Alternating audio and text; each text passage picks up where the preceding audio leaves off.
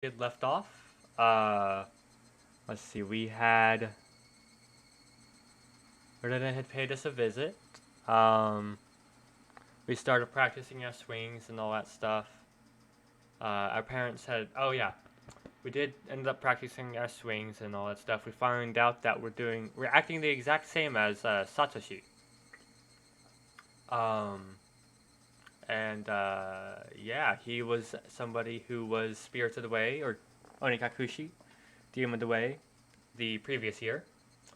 Uh, and then uh, yeah, uh, some stuff's gone down.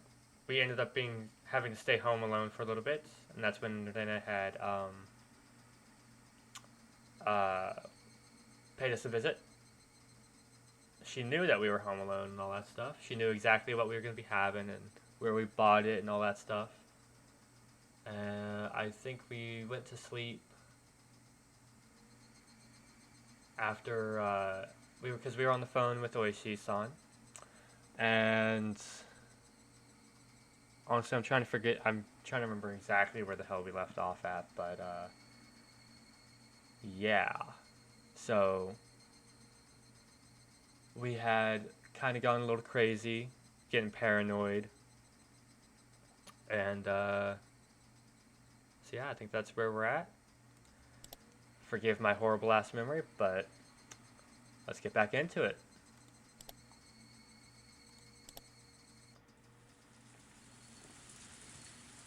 I think we did the tips, right? Split personality and yep, we did. Okay. Alrighty.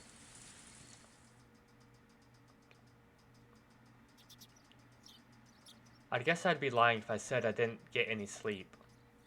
I tried to stay awake all night, but there were definitely gaps in my memory. Yep, same. I guess I kept nodding off and jerking awake in a panic all night. I spent all night hugging the metal bat and sat on the top of the futon I used to barricade my door. Waiting, watching, just in case someone tried to break in through my window. If I left the spot, somebody would break through the door, sending the futon flying and attack me. But if I stopped watching the window, someone would break through the glass and attack me. I tried telling myself I was just being paranoid, but I couldn't sleep. The thought of being so vulnerable scared the living daylights out of me. If I sleep, if sleep meant taking that risk, I didn't need it. It was so much, it was so much better to just stay awake. At some point during that endless cycle of nodding off and jolting awake, light began to shine outside, but that was it. It wasn't so much the morning as it was just the sun simply having risen. I snuck a peek out through the curtains. Then it was gone. I couldn't see her anywhere no matter how hard I looked. Finally, I could breathe a deep sigh of relief. The night was finally over. I'd be lying if I said I wasn't tired, but I didn't feel like sleeping at the moment. I still had time. But I needed to make my own breakfast, so I'd better get started soon. Skipping school was also an option. With my mom gone, it'd be easy to play hooky. Honestly, I debated it. The risk involved in leaving my house was incalculable. So staying holed up in here was probably my safest option. But staying here wouldn't solve anything. Oishi-san wouldn't help me without cold, hard evidence. Neither he nor my parents. So, unless I found some sort of proof, these relentless nights would never end. I stretched my body, tilted my head back, and closed my eyes just like I did every morning. I regulated my breathing and regained my senses. Calm down, Keiichi Marabata. Let's go to school. Let's wait until they set their trap for me. But that didn't mean I was just going to twiddle my thumbs. I needed to avoid that trap and secure irrefutable evidence. Take note of the plates of any cars that drives by. If I see someone suspicious, check their clothes and face. I wasn't just protecting myself. I was preparing myself to turn their attack against them and retaliate. The tension was similar to when two samurai were both aiming to slay each other with a single motion as they drew their katanas. I was not at a disadvantage. I would have a chance to retaliate. I finally felt a bit of courage going in my chest. Alright, let's go to school. I tightened my grip on Satoshi's bat. He was the only partner I could count on. Satoshi, please lend me your strength. And entrust your dying regrets to me, since you are probably murdered. I'll make sure I dispel them. With renewed resolve, I checked the clock. It was still early. Of course, I was going to school by myself today. If I didn't want to run into Rena or Mion, I needed to leave now. The shattered fragments of the cupboard were still strewn about the entryway. Right. I meant to clean that up last night, but never got around to it with the phone call and everything. If my parents came back and saw this while I was at school, I would never hear the end of it. Still, I'd be wasting time if I cleaned it up right now, and considering what would happen if I ran into Rena or Mion. It wouldn't be too late to clean it up after I got back home. Making extra certain that the doors were locked, I left the house. My uniform was still covered in mud from yesterday, so I left it in the washer. Today I was going to school in a tracksuit. By wearing a different outfit this morning, my mind was forced to accept that today was different from yesterday. I had a hunch. Today might be the day I get killed. Keep your guard up, Kei Ichimaibara. The only one who gets to decide if today is the last day is me.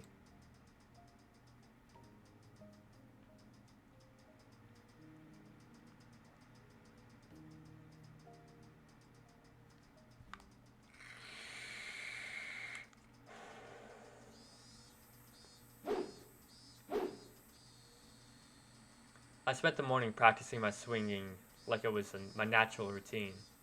After a while, Rena arrived at school. Our eyes met, but she said nothing. Rena said nothing about last night, as if it never happened. But I could see that those events were real by the wounds carved into her fingers. I just heard her telling Satoko and the others that the bandages were from hurting herself in the kitchen. Though it wasn't like it bothered me. The details that Oishi-san shared about Rena's incident before her transfer played vividly in my mind. Now that I knew about it, I couldn't even dream of Rena as a cute, ideal girl.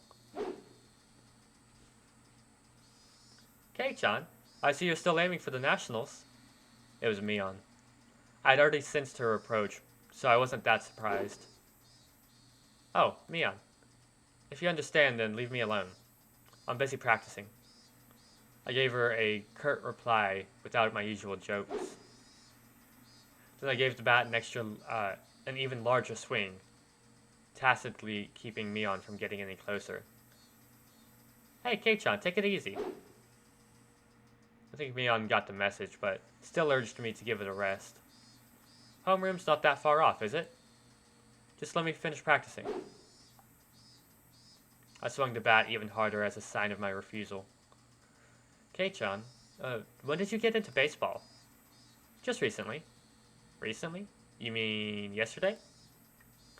Don't ask if you already knew. Oh dear. That's a very unsportsmanlike reply. You're distracting me. Go away. I ignored Mion and kept swinging.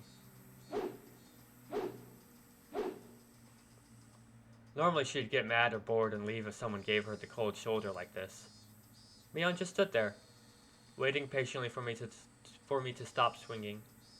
I didn't sense any hostility, but we were at school, in plain view. I doubt she'd suddenly attack me here. Or was that too naive? Still, I was starting to get tired. Maybe it wouldn't be so bad to take a break and hear her out. Fuck hiccups. You need me for something, right? What is it? Sweat poured from me as I stopped swinging. I noticed my shoulders were heavy as I breathed. I cursed my lack of exercise. At this rate, I might not be able to move as needed when the time came. I should probably keep practicing my swings to build up stamina, in addition to the excuse for carrying around the bat around me. Well, it's nothing important. If you're tired, I can ask again later. Now it's fine. I'm only dealing with you right now because I judge the situation to be safe. Talking to you alone and away from others? That's out of the question. Well, um, Mion was uncharacteristically trying to choose her words. But, like Oishi-san, it didn't look like she was going to talk about something I'd rather not hear.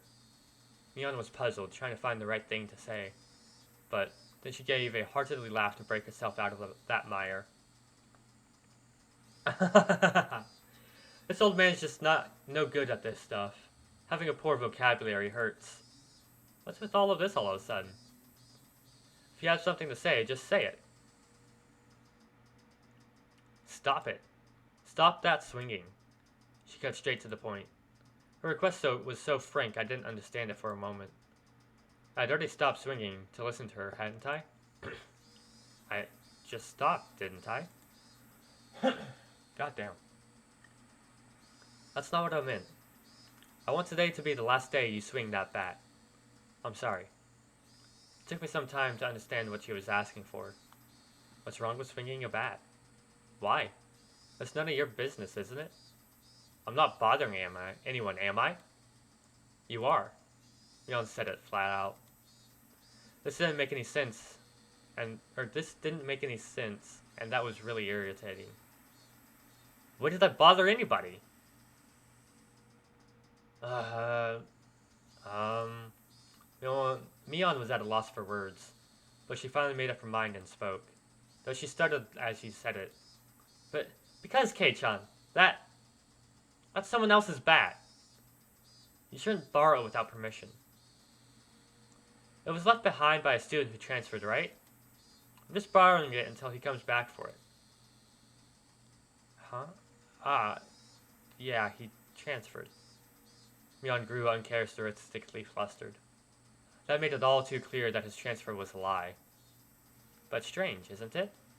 For the older brother to transfer by himself, while his little sister stayed behind. Mion couldn't hide her reaction as my words shook her up. Kei-chan, you knew? Satoshi Hojo. Satoko's older brother, right? The one demoned away last year? Unable to respond to that, Mion fell silent. Then I asked the same thing. Why did you start swinging that bat? She told me Satoshi did the same thing, practicing his swings, right before he went missing. So, is this some kind of omen for Oyashiro-sama's curse? Shh. Mion panicked and looked around. Please, Keiichi, don't mention Kei-chan, don't mention Oyashiro-sama so recklessly. I don't believe in him, but the others very much do. Rena especially. Dangerously so? Anyway, you're scaring everyone. If you're just fooling around, then stop it. You have to stop acting like Satoshi. I was the one who was scared. Who do I have to thank for that? Who do I have to thank for taking up this bat in the first place? But it still unsettled me knowing that my actions were overlapping with Satoshi's. It'd be one thing if somebody suggested it, but I thought I was making my own decisions. I'll say this now. I don't know anything about Satoshi. After all, you didn't tell me anything about him. We didn't mean to hide it. You were hiding the incident that happened every year, weren't you? That's because we didn't want to, You didn't want to scare me? That's your reason for leaving me out? No, we didn't mean to... Mion, I asked you directly if something had happened at the dam, didn't I? And you told me nothing happened. When someone was dismembered and murdered. You lied to me. I'm sorry, I didn't mean to lie to you. Friends don't hide things from each other, right? Isn't that right? Then you all aren't my friends. Kei-chan, wait. Mion looked helpless and flustered. Was I imagining the tears in her eyes? I never could imagine Mion acting like this. Oh, by the way, those get well mochi you brought the other day? They were good. I thought I was going to bleed. Who did it? You? Or Rena? Me. She admitted it so easily. I couldn't help but be surprised at how easy that was. You could have killed me. How could you do that to a friend? But it was just a little prank. Mion gave me a wry smile mixed with confusion, causing even more anger to well up inside me. You think that was a prank? I grabbed Mion by the collar and lifted her up. That wasn't the same as putting Tabasco sauce in a piece of mochi. It was a needle, a sewing needle. If I had swallowed that and it lodged in my throat, what do you think she would happen? What did she think would happen? Mion's face froze as her body rattled in fear. This wasn't the Mion Sonozaki I knew anymore. Anyways, you're not my friend. There's no reason for me to listen to someone who's not my friend. So just leave me alone for a while. Got it? She wasn't replying anymore. It won't be that easy to erase me, you know. The cops have been onto you from the start. So don't you think you can make me disappear like you did Satoshi? I said it clearly. This was my declaration of war. Alright, let's go. I think you guys are suspects in the previous incidents, too. I always know you've spent a lot of time with the cops ever since that anti-dam movement. Don't you think you can hide it from me? Got that? How'd you know? Mion stood there with a dumbstruck look on her face. That was when I heard the principal ringing the bell for school. It was time for morning homeroom. Let's go. The class representative needs to be there, right? At that moment, for the first time, I realized Mion was sobbing as tears ran down her cheeks. You're so mean, Kei-chan. I wanted to console her, but I shut my mouth. I had no need to feel guilty. I'm going. Don't be late for homeroom. I left Mion still shaking as I turned around to head for the entrance. I had no idea how troubling it was to make a girl cry. Behind my back, I could hear her muttering. It was a faint mutter, as she was speaking to herself.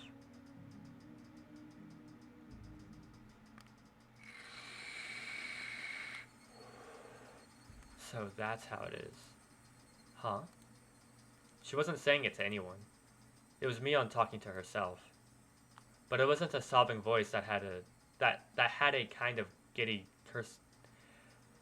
But it was a sobbing voice that had a kind of giddy cursing tone. I had inadvertently stopped and turned her back towards her.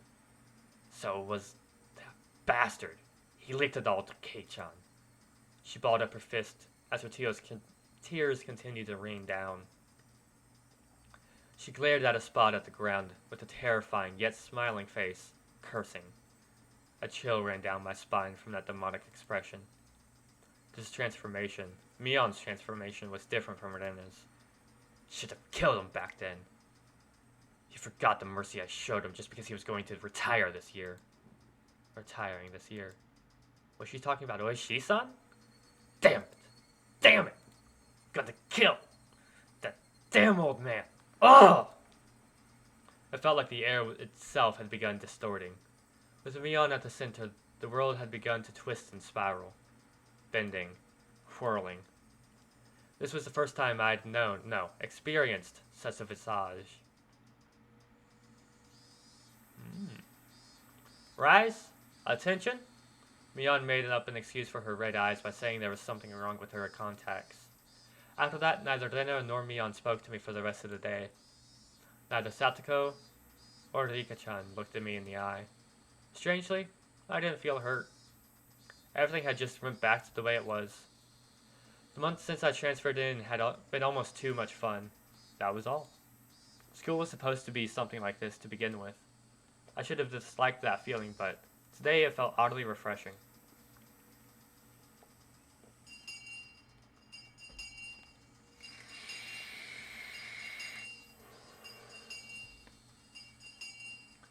The bell rung, sounding the end of the monotonous school day, which had felt so tense yet so dull. Since it would take a lot of unpleasant memories, or cause a lot of unpleasant memories if they asked me to join in the club activities, I promptly started preparing to go home without even looking at them. I stuffed the contents of my desk into my bag, wrapped my hand around Satoshi's now familiar bat, and began heading towards the entrance.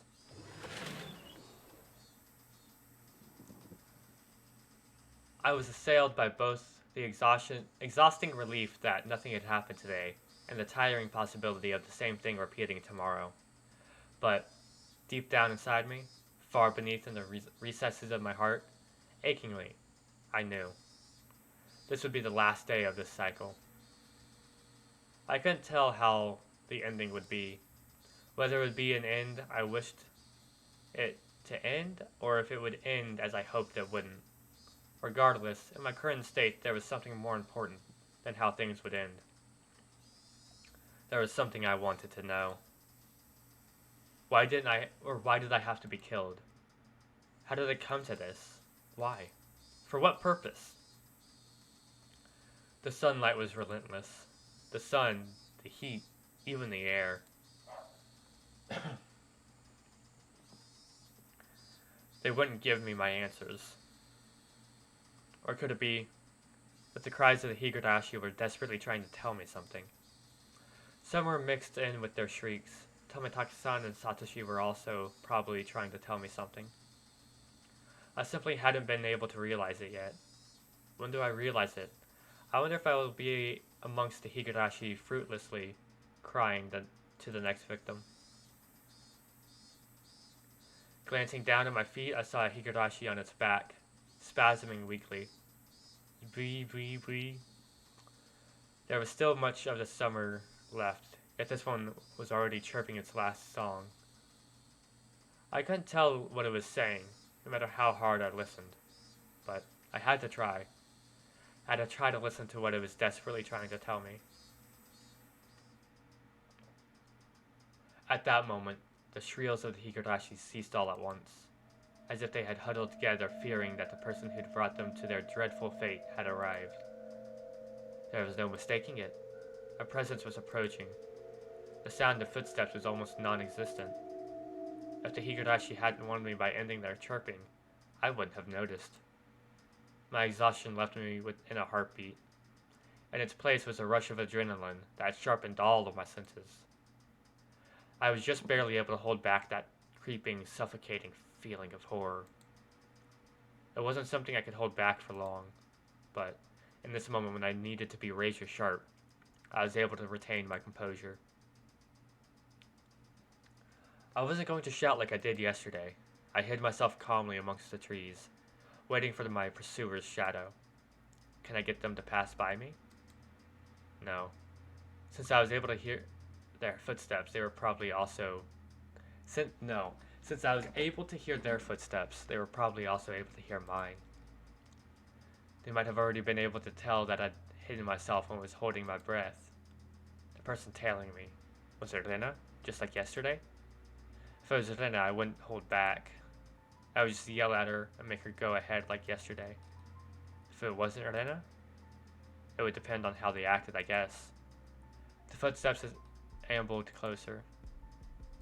I swallowed, wiped my clammy hands on my pants, and readjusted the grip on the bat. I could tell that the fear that I had beaten back once was now waiting for another opening to come at me. Who could it be? I peeked out from behind the tree at the person following me. My imagination hadn't led me astray. It was Rena. There was a bit of a relief as I realized it was someone I knew, but the feeling left me in an instant. This wasn't the same Rena I knew. Her eyes were dark and lifeless, but her mouth appeared as if it was carved into a crescent. Yes, it looked like she was grinning slightly. In her right hand was an axe.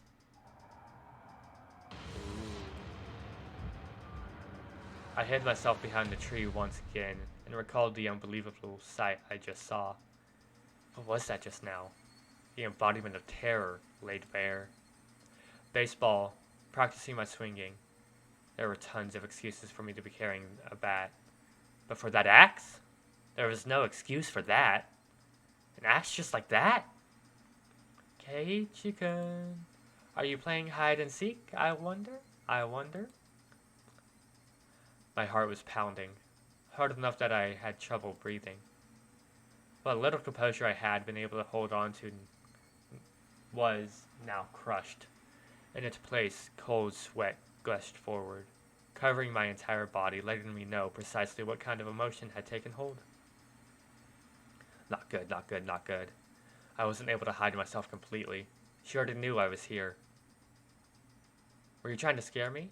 I wonder. I wonder. I decided that it would be better to reveal myself now, since there was still space between us, than to allow Rena to come any closer. I adjusted my grip on the bat again, readied myself mentally, and stepped out from behind the tree.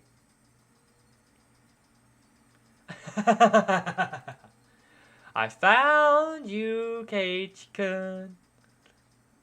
Well, I won't be talking because I'll be...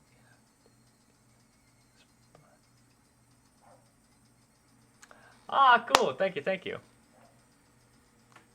I appreciate you coming down to hang out. Rena was pleased that she'd found me, eliciting a mysterious giggle.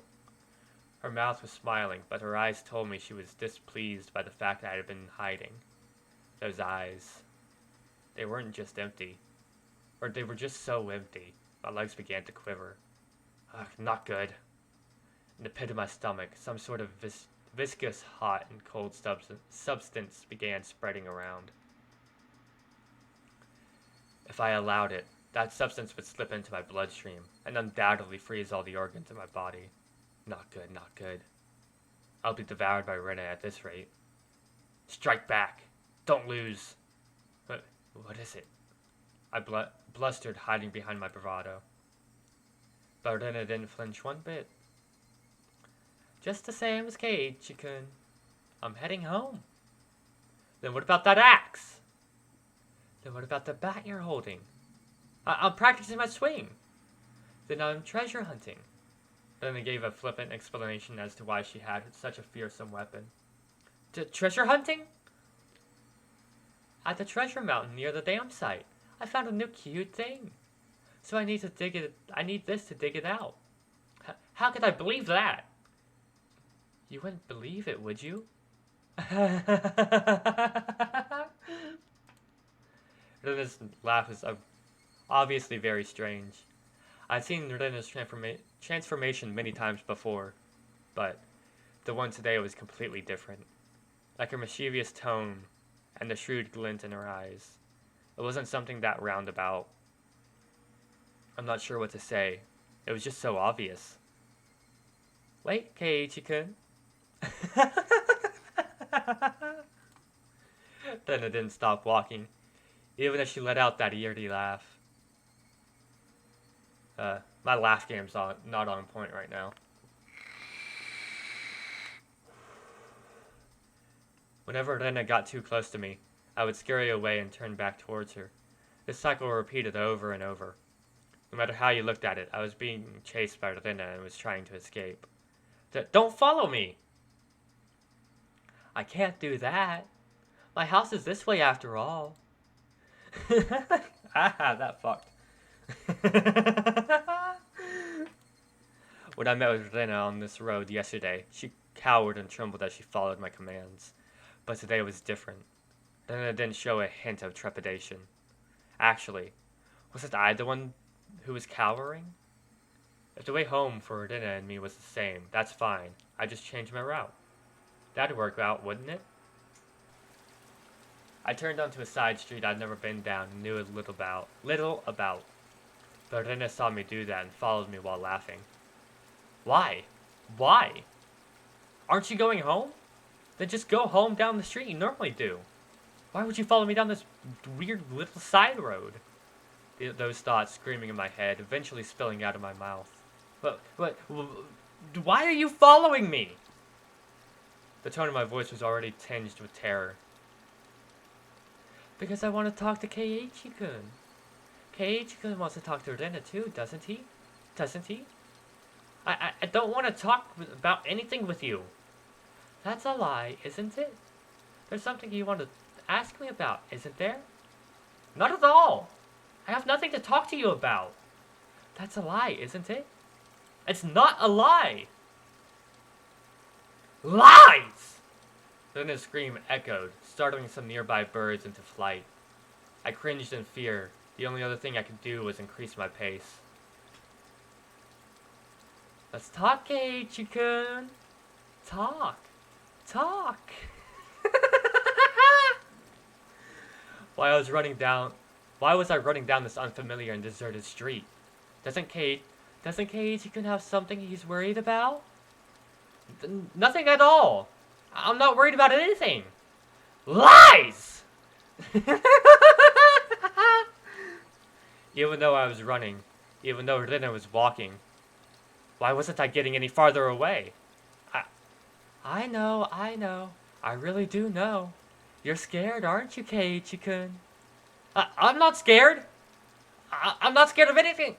Lies!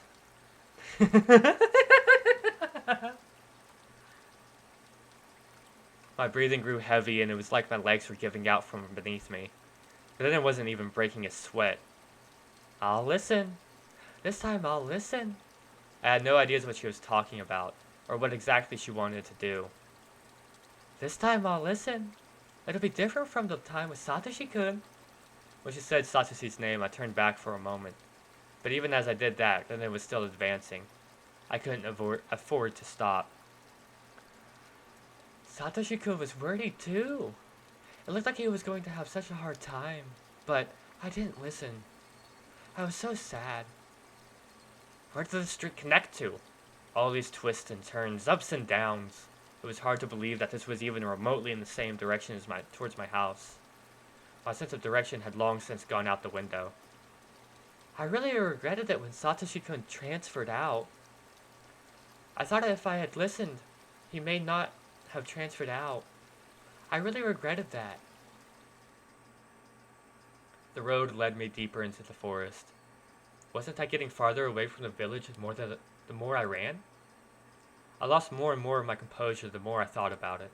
But despite this realization, my inner self was still disturbingly calm.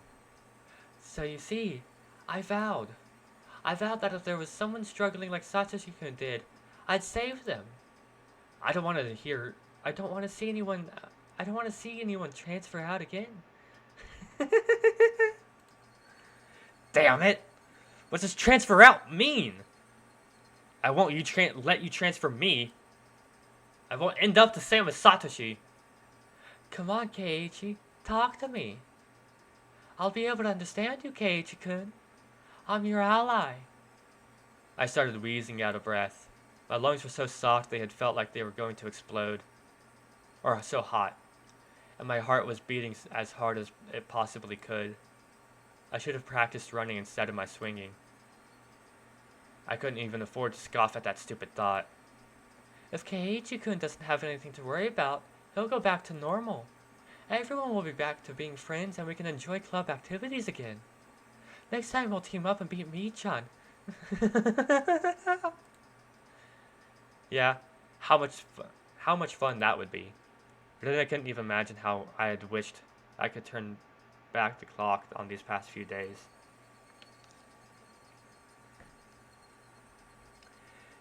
You could be nice again to me too. I want to go searching for treasure again. This time I'll prepare a nice lunch. Actually, we could just go right now. Let's go up to the dam site together. I'll show you the cute thing I found. I'm sure you'll like it too.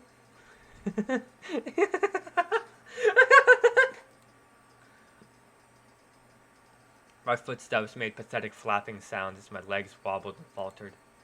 Hot on my heels, Ordina's steps were sharply breaking twigs underfoot.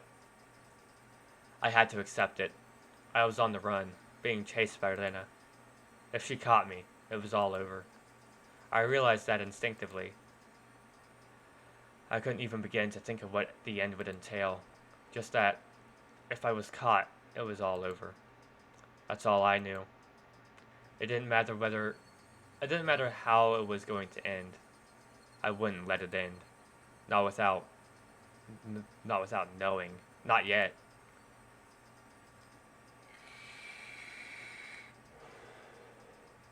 That momentary lapse was all it took. Of all the things that could have happened, my knees buckled underneath me and I crumpled towards the ground. I tried to stand frantically, urging my legs to respond. I used my bat as a makeshift cane to prop myself up, but Rodina was already standing right in front of me. Compared to me, out of breath and utterly exhausted, Rodina was so cool and composed that she could have froze the air around her. She wasn't breathing hard at all. Rather, I couldn't even sense if her heart was beating. Are you afraid or something? I wondered. It's not like you to tremble, Keiichi-kun.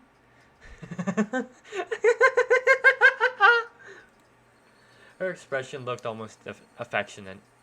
Those soulless eyes, that mask of affection. As she admonished me for trembling, Rodina's hand definitely slipped over her head. The blur of arms as they moved made me feel as if I was staring at the godliness of the thousand-armed Buddha. Then as both of her hands met above her head, the axe that she held came into focus. I stared up at it in disbelief. It was all I could do. Tell me, what happened to Satoshi? Rodina stayed like that, with the axe raised above her head, and solemnly opened her mouth. It was as if she was expressing a farewell to a friend she was never to see again. That cruel scenario resided somewhere in her actions. I told you, Satoshi-kun. Transferred. Out. Enough of that transfer crap. It means demon away, doesn't it? Doesn't it? You can tell me now, can't you? Who made Satoshi disappear? Was it you? Mio? Or someone else in the village? Answer me! I became frantic the more I screamed, but Rodina did nothing but maintain the smile frozen on her face. I have no idea what Keiichi-kun is talking about. Then I'll say it in a way so you do. Who is the perpetrator of this chain of mysterious deaths? You seem to be confused, Keiichi-kun. What? There is no human perpetrator. Everything is by Oyashiro-sama's will. Isn't Oyashiro-sama's curse just superstition? You believe in that too? It's not about believing or not. Oyashiro-sama exists. Period. Hey, what's up, Dyer? Rodina's gaze grew even more gelid. The ferocity of her stare was so intense, not allowing me to question anything. There's just no way that something like Oyashiro-sama could exist. You don't believe in Oyashiro-sama? There's no way I could believe in it. There's no way it could exist. It exists. Oyashiro-sama exists. Keiichi-kun should have felt it personally. I never felt something like that. What's up? Welcome back, Lamdro. Keiichi-kun, haven't you felt someone apologizing to you before? Constantly on top of that? All the noise from the outside world disappeared. Only Rena's voice resounded loudly and terribly. Oh, okay. I like this view. Screenshot. There we go. You see, until you forgive them, they'll always be with you. At school, at home, at your bedside. I couldn't understand what Rena was saying. It came to me too. Oyashiro-sama did. That's why I transferred and came back to Hinamizawa. I don't understand. I don't understand. What does transfer even mean? What was Rena saying? Hasn't Oyashiro-sama's curse, or hasn't Oyashiro-sama come to you as well, Keiichi-kun? I'm probably the only one who you can confide in. I won't let you transfer out, okay?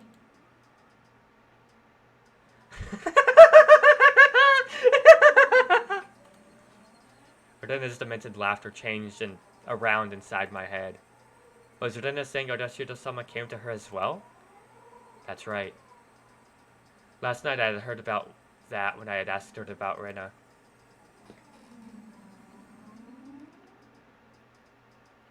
Please keep this confidential. Also, part of this may be speculation. Not all of it may be true. Are you still interested? Oishi began speaking. Neither the victims nor the school filed a complaint, so there's no preliminary report. Basically, the police hadn't intervened in this matter. So all of these details are just what I heard from those involved, meaning that it's not credible. You said there were victims? Didn't Rina just break all the windows? No. Rina Rugu had attacked 3 boys. Sorry, how to do something? Oh, you're all good, you're all good. Using a metal bat. 2 of them made it out with only bruises, but the other had been injured so badly that one of his eyes was permanently damaged. But wouldn't that be considered assault? Shouldn't the police have arrested her? For whatever reason, the victims never pressed charges. There was no report to the police, so... They were beaten with a bat and suffered significant injuries. Normally there would be a criminal investigation, but why? Why didn't they press charges? I tried asking the 3 male victims for their side of the story. They were all reluctant. It's hard to say, but they were all afraid, even after she had transferred schools. Oishi-san. Could you summarize it starting from the beginning? Then it hit people while she broke the windows? Or was it she started breaking the windows after she got bored of hitting people? It sounded similar, but the meanings were drastically different. On an undisclosed date, Rina Rugu was conversing with 3 male students, close friends of hers, near the pool storage shed. Who were those 3? I can't reveal their names, but they were close to Rina Rugu, and it seems they were a group of friends. She was the lone girl in their group, so it wasn't that strange that the 4 of them were together. So, what happened? I don't know the reason why. She took the baseball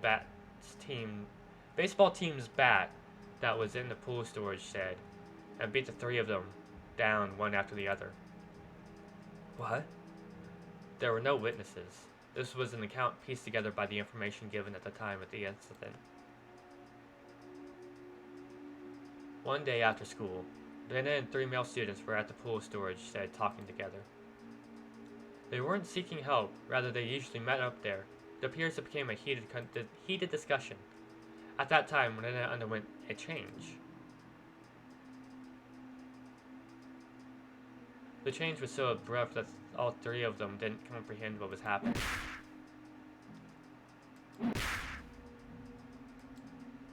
Then, taking the metal bat, she attacked her friends one after the other. Leaving her friends covered in blood with gashes on their heads, she made her way towards the school building.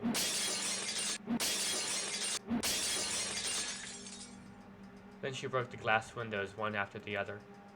A few minutes later, a teacher appeared on scene and subdued her. What was this change Rina underwent? What matches up in the statements from the 3 was a sudden change. The point that there was a transformation. Transformation? I could also call Rina's transformation, or recall. I'd seen that change many times before.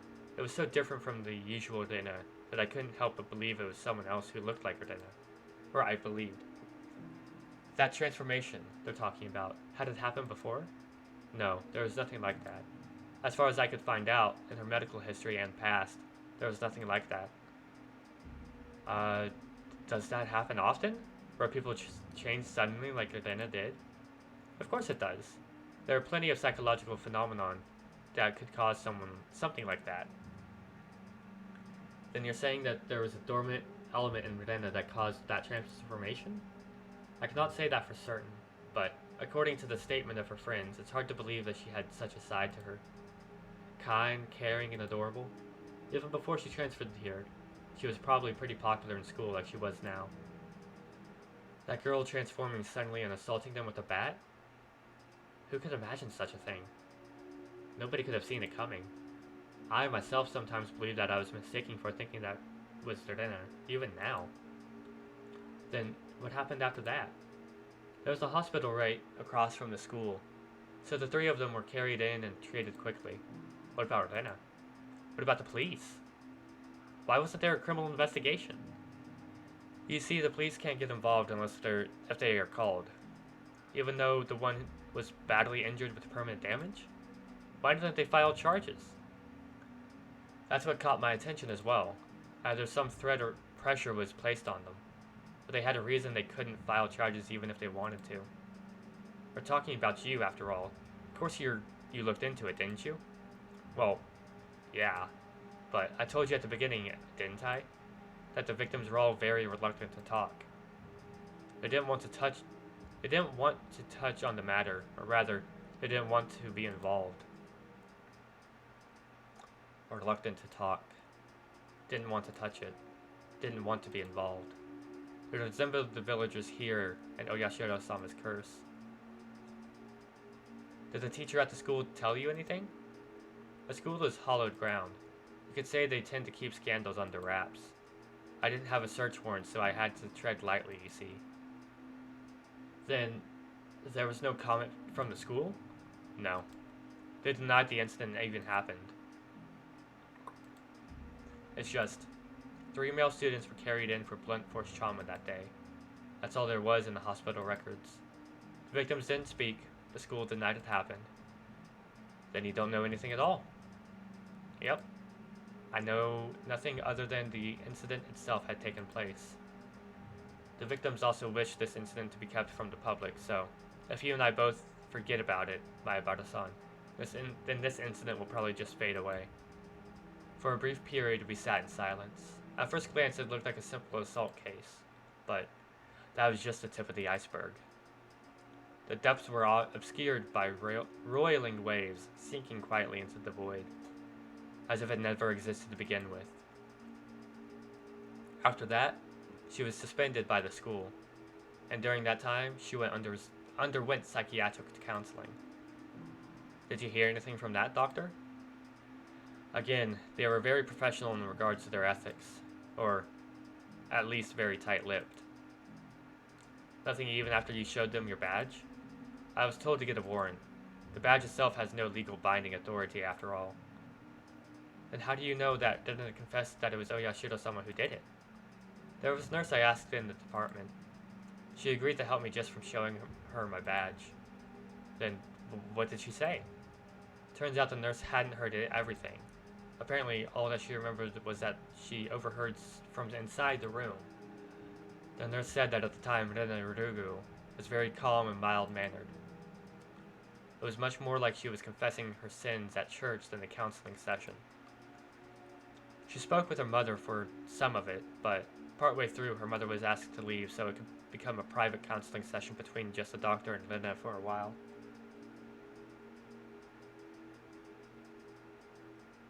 Yeah, should we just... Huh?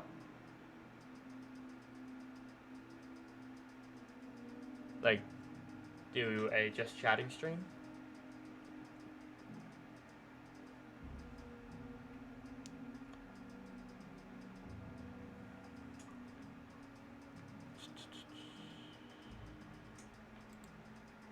The part with Oyashiro-sama. When did that pop up? Partway through. She screamed a name suddenly. That startled the nurse, and that's why she started listening in.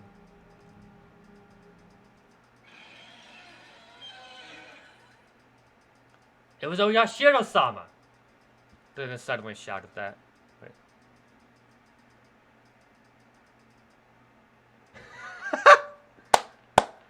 Oh man, I love y'all's typos and shit y'all put in my chat. It's fucking hilarious. Oh yeah, no, I plan on finishing up this stream, but yeah, I could plan like for a just chatting stream sometime in the future. I had no idea what was said before that, so I had no idea what the meaning behind it could have been. The doctor calmly and collectedly asked Rena to have a seat. What is this Oyashiro-sama you speak of? Gently, ever so gently. The fundamentals of counseling were believing that you were told, or what you were told. Whoever abandons Hinamizawa will be hunted down by Oyashiro-sama. And they've finally gotten to me. That's the town you lived in before you moved here, isn't that right, Hirugo-san? I didn't want to move, but because of my mom and dad's circumstances, we had to. But Oyashiro-sama wouldn't allow that. Hirugo-san must have lots of friends in Hinamizawa. Even now, you must be missing them dearly, don't you think? I want to go back. Back to Hinamizawa. No, it's not that I want to go back. I have to go back. I should have gone back much sooner. But now it's too late! Oyashiro-sama has come. Oyashiro-sama is the name of the god in Hinamizawa. Isn't that right? Everyone knows, it's Hinamizawa's guardian deity. And if you ever try abandoning Hinamizawa by leaving, you'll incur his wrath. You had moved quite a while ago, didn't you? Then it was just now that this god has arrived, is what you're saying? You might not believe me, but Oyashiro-sama exists. The nurse was then asked by another nurse to do something and left the room. That was all she remembered. Yeah, we need a rant on aliens.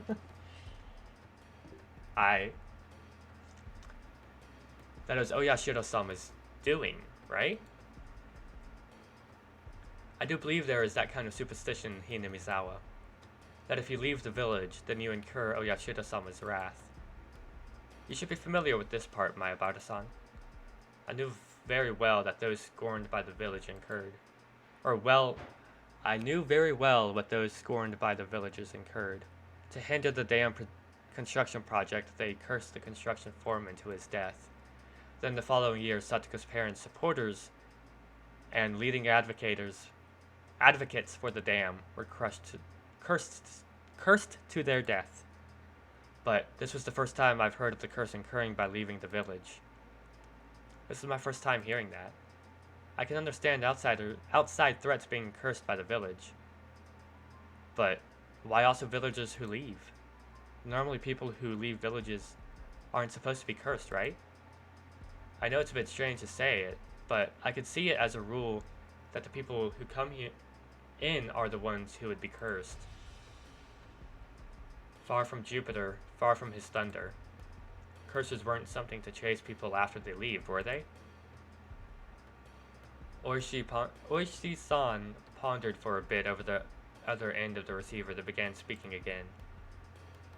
Well, I told you of long ago when Hinamizawa was called Onigafuchi, right? I recalled hearing that. Long ago, Hinamizawa was feared and respected as the village of ogres. Or demons.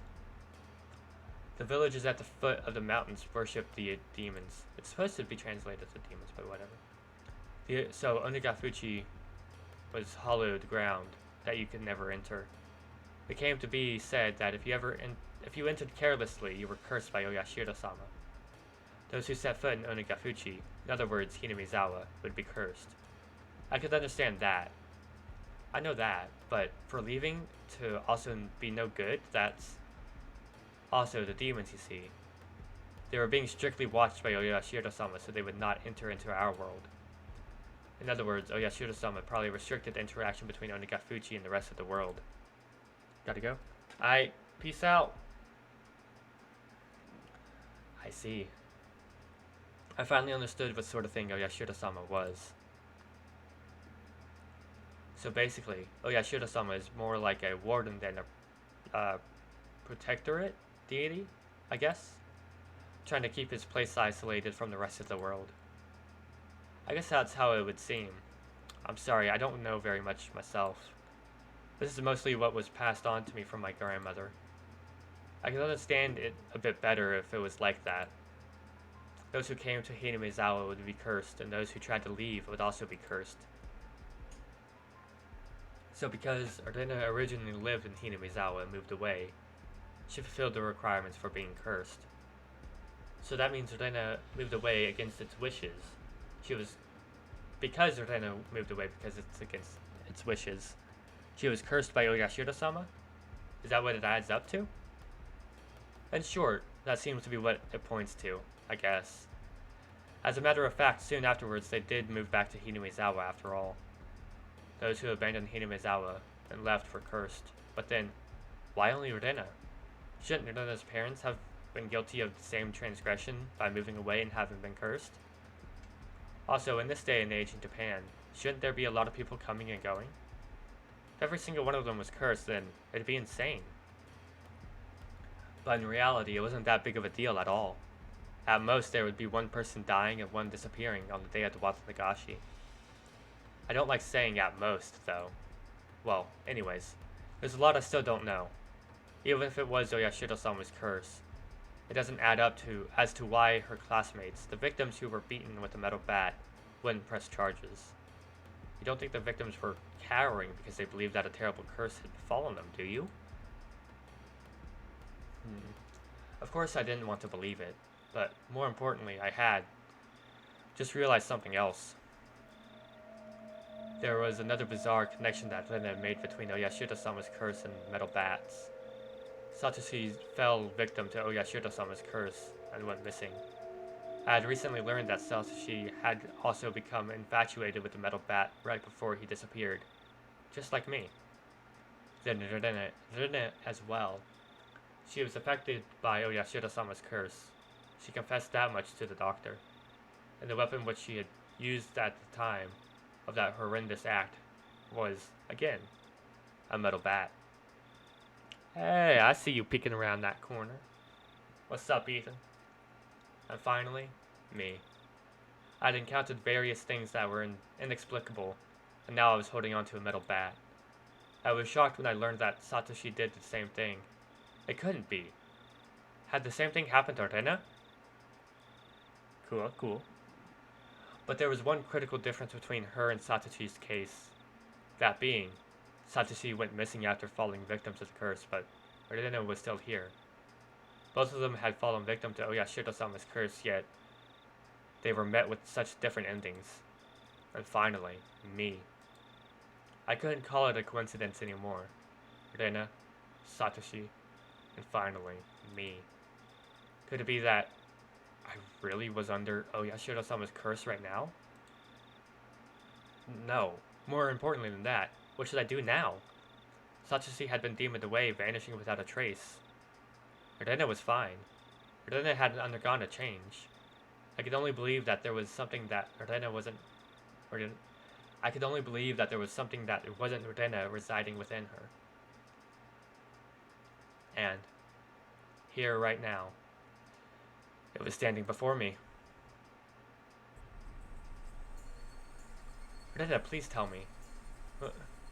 What will happen to me? Rena stood imposingly, not answering. Satoshi disappeared, but Rena doesn't disappear. So what will happen to me?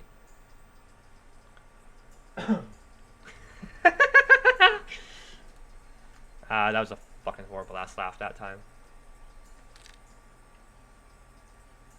Yes, it was a very unpleasant laugh. It was horribly done. It had become akin to the sound of her breathing. It was no longer a voice or an expression of feeling.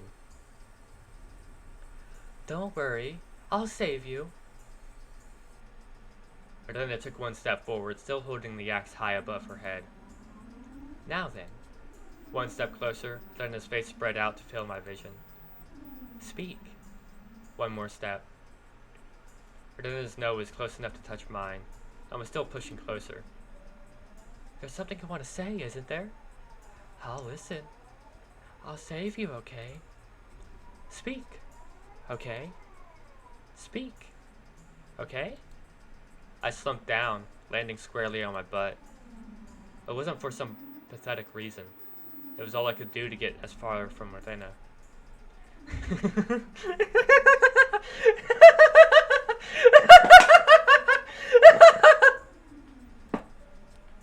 I think that one was a little bit better. I had the gut feeling that I couldn't let her laughter end. Because when that laughing ended, the moment I picked up on that feeling, my body moved in by instinct. I sprang to my feet so fast I couldn't believe it and pushed Rena away with both hands. Rena was light as a feather. Thrown about by the unbalanced weight of the axe, she was sent backwards as if she had been carried off by the wind. After confirming that was out of the corner of my eye, I dashed off at full speed. It was a perfect picture of fleeing like a greased pig. Get away from Modena. Run away. Survive. I couldn't think of anything other than this. While I was running, I remembered I'd been holding onto a bat the entire time. Such a worthless weapon. I couldn't believe I'd forgotten about this weapon at such an important time. I sped even further down the winding path. I didn't even feel myself gasping for breath, or my legs getting heavy. My body understood it as well. If I didn't run away from here, I wouldn't live. I could hear the laughter of that simulacrum from Modena coming from behind me. It rang through the trees and in my head and slowly chiseled away at my sanity. The grove of trees thinned out. My field of vision suddenly expanded. Where was this? For a moment I was bewildered by the scenery I felt I knew, but couldn't quite remember. I quickly realized it was the damn site. The fact that I dashed madly and ended up in a place like this gave me a bad feeling, like I was following someone's scripted plot. I had a good view of my surroundings, but I didn't see a single soul here. This was a terrible spot for someone on the run, but there was no better place for an attacker. My heart was already on the verge of bursting. The muscles in my legs were screaming, but I didn't care. If I'd stopped here, then they might not even be able to scream for... Then they might not be even able to scream for much longer. Even still, I glanced back looking for an excuse to rest. Alright, cool. I hope you have a good night. Thank you for stopping by. Lorena wasn't there. Instead, I saw two villagers walking around. Oyasumi! Good night.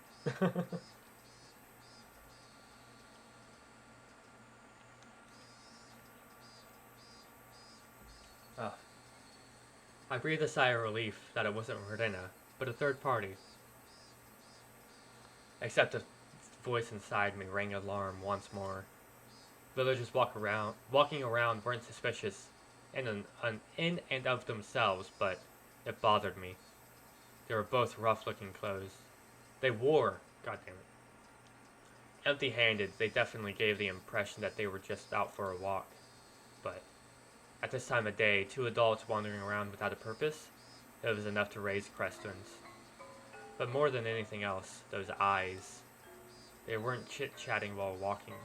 They were both silent, heading forward, looking in my direction. Was I at the end of my rope and had finally started imagining things? I should run away. That was probably the best choice. If they weren't involved, I'd lose them easily by running. If they were part of the group after me, then they would come running after me. Either way, once I hurried up, Rena would catch up with me. Fuck hiccups. That's right, I was going to run. Deciding that the moment I began to turn tail, both of them rushed forward towards me, as if they knew exactly what I was thinking. Somewhere inside me I jumped to the conclusion that Rena was the only thing I needed to be afraid of. I made the assumption that I didn't need to fear anything else. But right now, I realized just how blatantly wrong I was.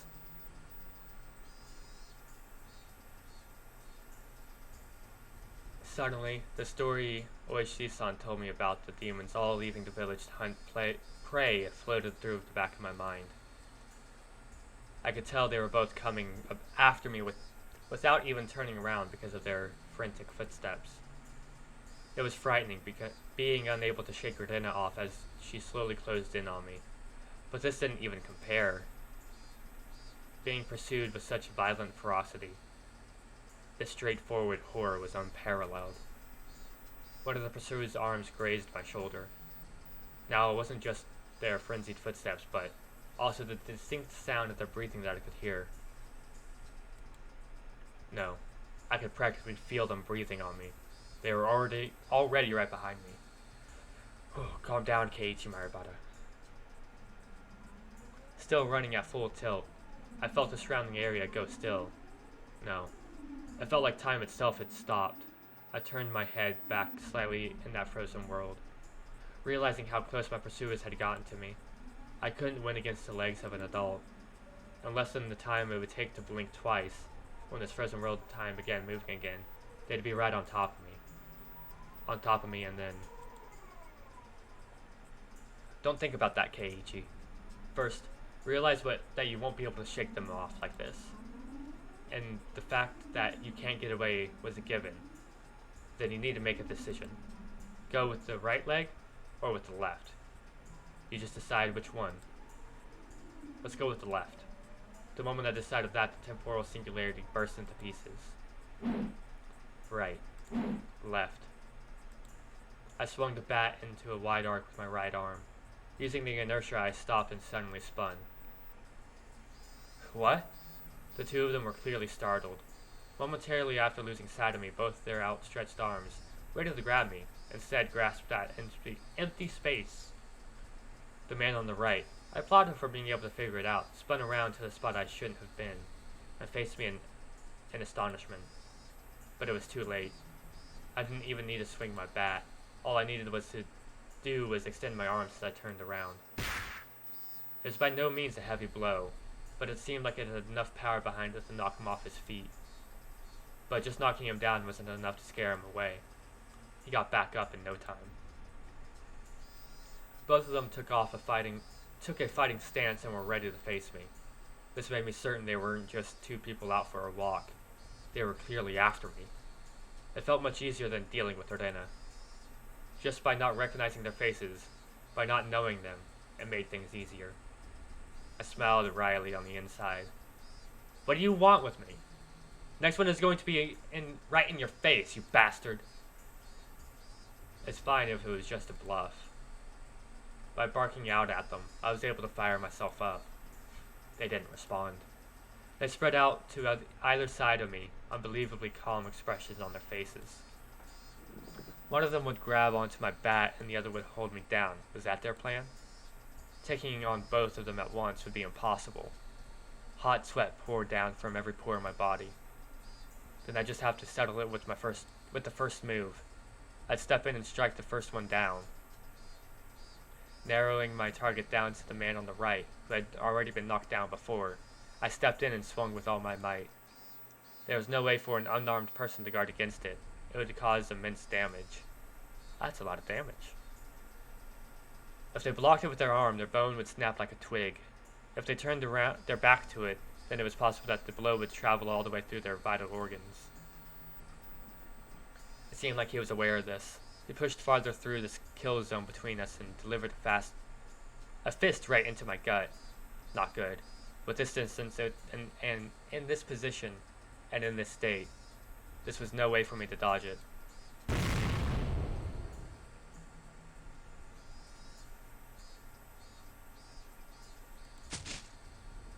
The world flipped upside down. I understood that it had been tossed around like a rag doll. I landed on the soft earth without a sound, feeling the grainy soil press against my face.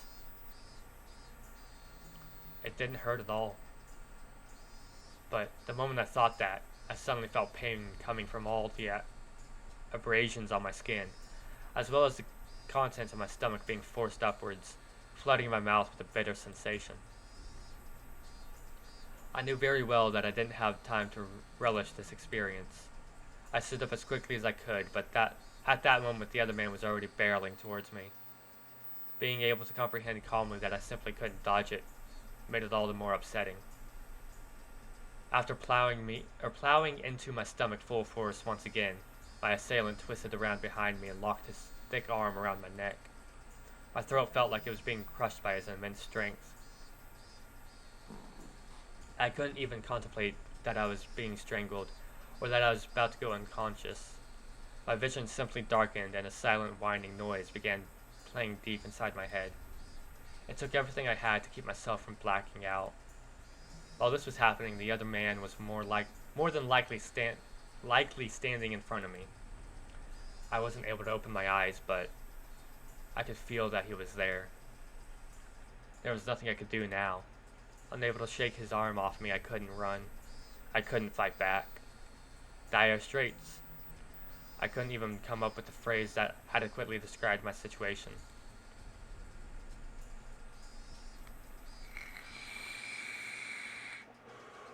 Well, that's an oof.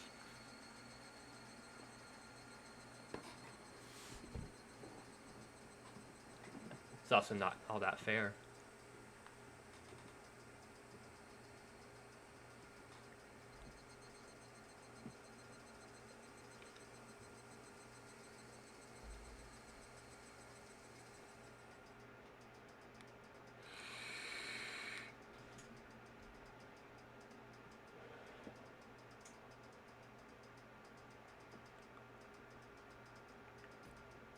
So, Ethan, if you're still there, how are you liking the Higurashi so far? You've missed quite a bit, I think, but I can't remember if you've caught anything else of it, but... A familiar ceiling. The smell of the bed and pillows. I knew them well. Was this my room?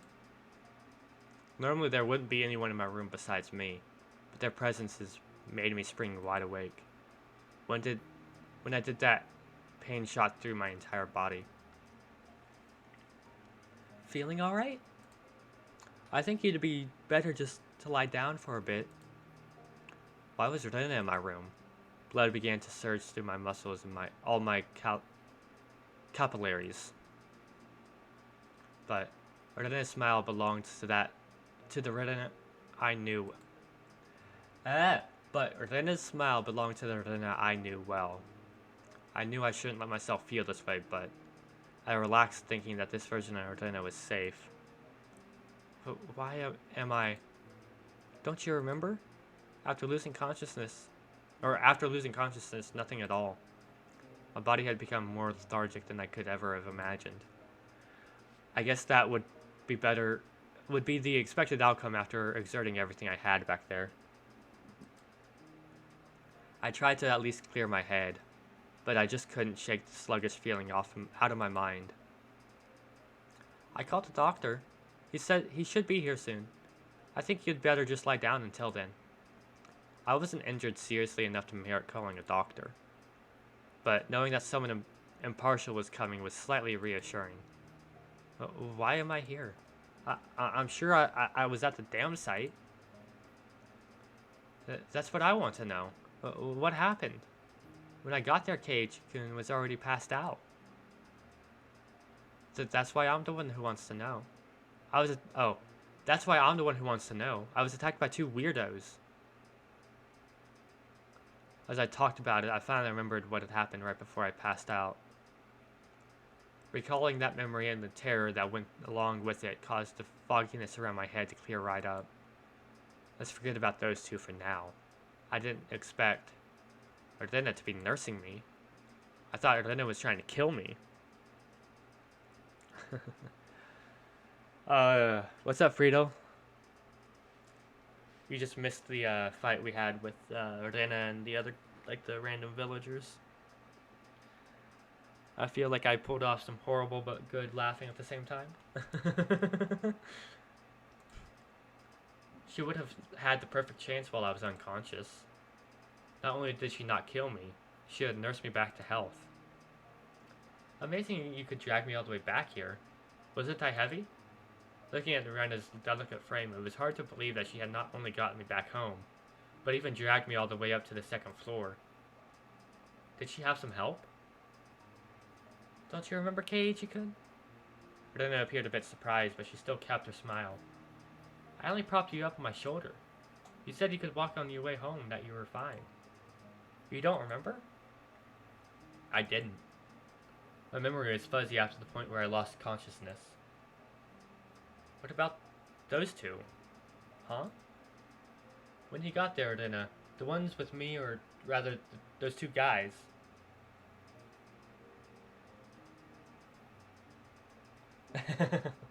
Cool. Did you like it? How was the laughing? There wasn't anyone. She said it bluntly. The way she stated it felt slightly unpleasant.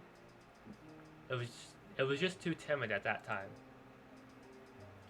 It might have been. I might have been able to force some answers out of Rena. But if I did that, then this kind of Rena might transform into the scared Rena I didn't know. Fearing that, I didn't press any further. Thinking about it, it was obvious. It was the obvious choice. If both of the men were there, I don't think Gardena would have stood a chance. I couldn't find a way to explain it unless I assumed she brought me here after those two were already gone. Gardena was still smiling. Her eyes sparkled warmly. Yet, I felt like I was hallucinating when I saw something. Something akin to a shadow slowly creeping across her face. That small omen sent shivers down my spine. Gardena just wants to smash. I know. Yeah. Well, Rena was still Rena. I needed to make contact. I needed to contact OHC-san. Rena stopped me when I tried to get out of bed. She said it would aggravate my wounds, so I should sleep. I'd like to go to the bathroom, though. Sorry. Then I couldn't say anything else. While Rena stayed in the room, I quickly went downstairs to get the phone receiver in the living room. When I approached the front door, the doorbell ring ding dong. Or doorbell rang. Ding dong. Whatever. You know. It must have been the doctor Rena had called. It was strange for a patient to welcome in the doctor who was making a house call, but it would be incredibly reassuring to have him here for the considerable time it would take OHD-san to get here. I carelessly opened the door with that simple assumption, and regretted it almost immediately. Mion? Oh, you look just fine. I heard you collapsed, so I came back to check up on you. How did you know I collapsed? I heard from Rena over the phone. Do I need any other reason than that? I understood why she would call a doctor, but why Mion too? Rena was descending down the stairs behind me. Rena, doesn't Kei-chan look pretty alright? Sheesh, you made me worry for nothing. That's true. Maybe I was worried for nothing as well. They both began laughing. It appeared to be a cheerful laughter, but I couldn't shake the feeling that there was a darkness looming over them. Whoa, what's up with the shoe rack? How did it get like this? The shoe rack that I'd smashed into pieces had been like that since yesterday. I fell, you see, and the bat I was holding at the time slammed into it. This is what happens when you swing a bat around something you're not supposed to be holding. Oh, this is what happens when you swing around something you're not supposed to be holding. Or used to holding, whatever the fuck. Words. I kept the fact that it was none of her business to myself. But leaving it like this will really startle your parents when they get home. I'll fix it up for you later. Now, come on, Kei-chan. The terminally ill need their rest. Come. Back in bed. Now Mion's trying to smash.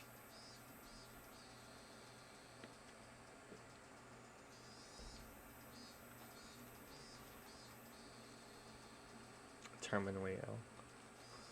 I know, right? We just got fucking beat up. What the hell? Both of them urged me up the stairs. I had no chance to call OHC-san. I was pushed into my bed. As it was the first time Mion had been in my room, she began searching around it intently. Oh woo. She fiddled around my room and was scolded by Rena. You can imagine how it went. It was uncomfortable having my room poked around, but the conversation was benign that it was heartwarming. Or so benign that it was heartwarming. During that innocent conversation, Mion said something as though it was perfectly ordinary. Rena, did you call the manager? Yep. Right after I called Mi-chan. He said he'd be right over. Manager? That out-of-the-place word gave me a bad feeling. Then I called a doctor. Then called Mion. And after that, she called a manager? Who was this manager? Since Lorena and Mion's conversation was so peaceful, it only felt slightly odd. What are you two talking about? Who's this manager? Didn't you know, Kei-chan? We mean the manager when we say manager. Like the director of a movie. Or like a foreman of a construction site.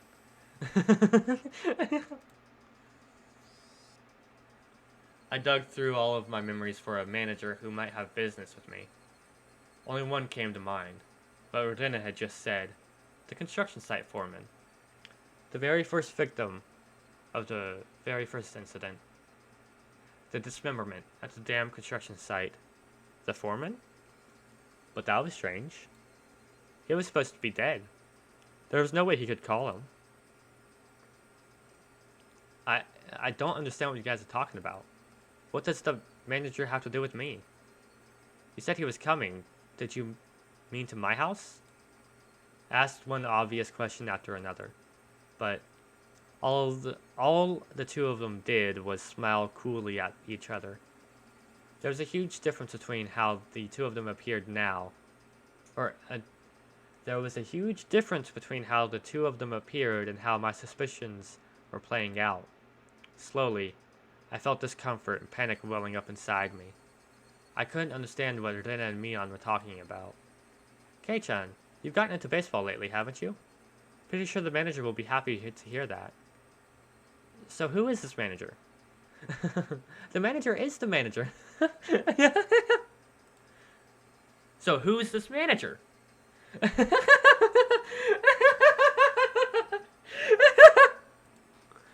Rina and Mion both looked at each other and laughed haughtily. That disturbing cackle unpleasantly resounded around me.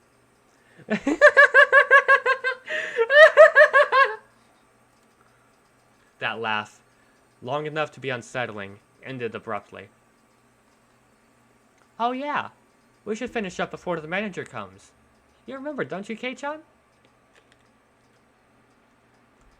Her face was laughing, but Mion's eyes told me a different story. Remember? Remember what? Kei-chan, had he forgotten, I wonder? About the penalty. About the penalty. Did you really forget? The homework with the mochi?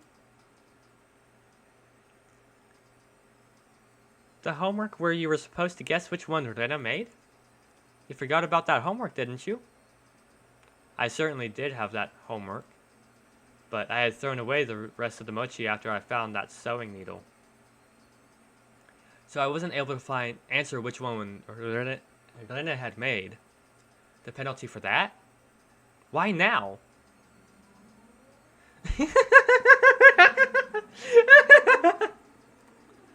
No doubt my question was written all over their face.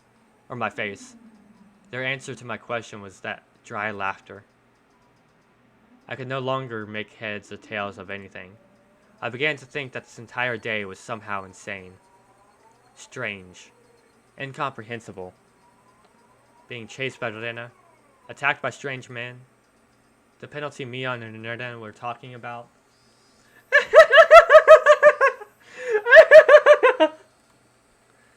What were these two laughing at? It didn't take long for me to realize I had been dragged into an abnormal situation. Who were these two? Who were these people? Who were these doppelgangers of Rena and Mion? Rena had gotten behind me at some point. Why was she spinning my arms behind my back? What are you doing? Don't move. This is your penalty.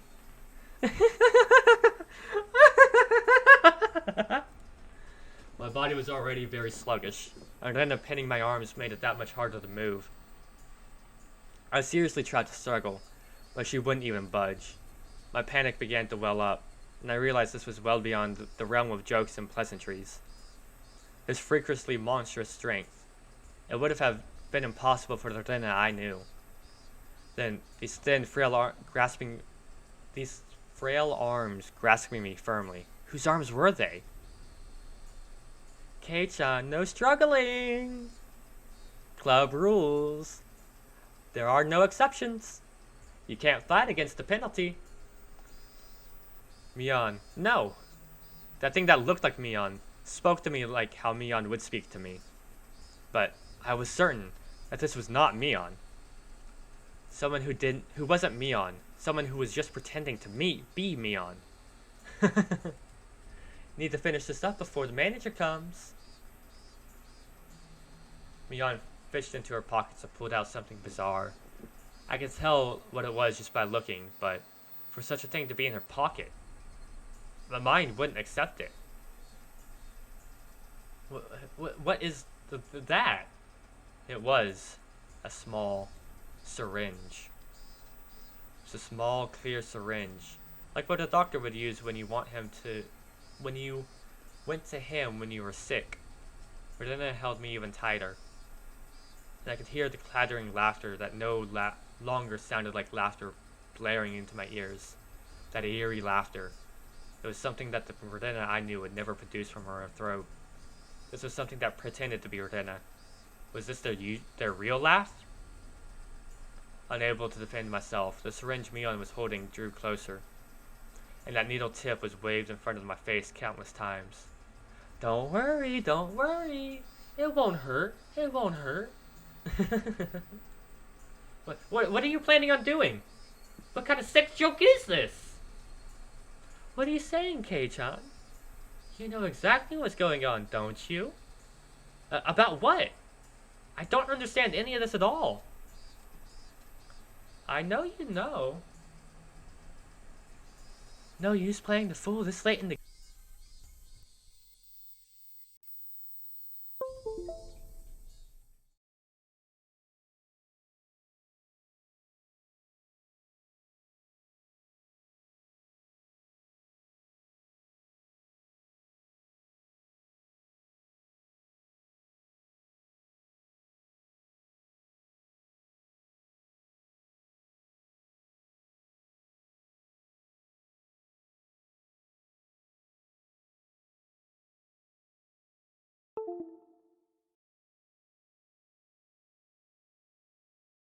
Hello?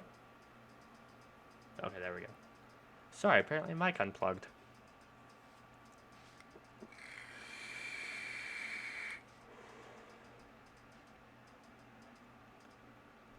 You're going to have done to you what happened to Tomitake-san. What? The same as Tomitake-san? I didn't really understand what she meant. What did that have to do with this syringe? You're playing dumb, Keiichi-kun. You should have realized it by now. Verdena whispered into my ear, laughing as if to admonish me. But even the way she spoke was repulsive beyond compare. Playing dumb? Me? About what? What do you mean, the same as Tomitake-san?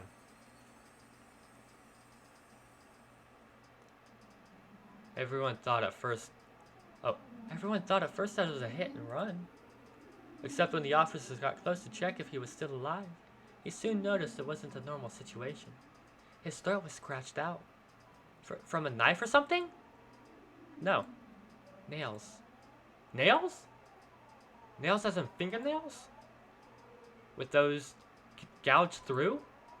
That's right. Tomitake-san had clawed his own throat out with his nails and died. There was no way someone could die like that. So then, for that to happen, we thought drugs were to blame, but nothing of that nature was detected. That's right. The police didn't find any drugs in Tomitake-san's system.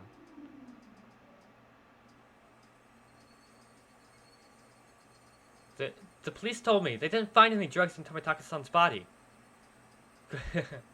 Quit. The two of them laughed together with that sickening laughter. What? I thought it was like a fucking sound effect for a second. What the hell? Of course they'd laugh. To assume that such a medicine didn't exist just because the police didn't know about it was completely foolish. Meaning, the drug that caused Tomitake-san to die in such a bizarre manner did exist? If Mion injected this into me, then then that would probably be all the proof I needed. Then what? That would basically mean I'd end up the same as Tomitaka-san. Become hysterical, scratching out my throat in my last moments, then die. For such an outrageous drug to exist, for Mion to be holding it, and that I was about to be injected with it. At that moment, I did not feel there was any need whatsoever to question it. What kind of idiot, when he's trying to dodge a ball flying straight for his face, has time to think of a reason as to why it's flying at him? Just give up. Alright then. Mion's actions lacked any gravitas, and that made it even more terrifying. There was none of the ceremony like when someone is sentenced to death. There was no hesitation at all, as if she were brushing her teeth. Mion reached out with one hand and grabbed onto my chest. I felt like electricity had run through the back of my head, and the entire world had gone dark. Did I stand up too fast? Or did someone hit me really hard on the back of the head? Having lost my sense of balance, I was assaulted by a wave of dizziness.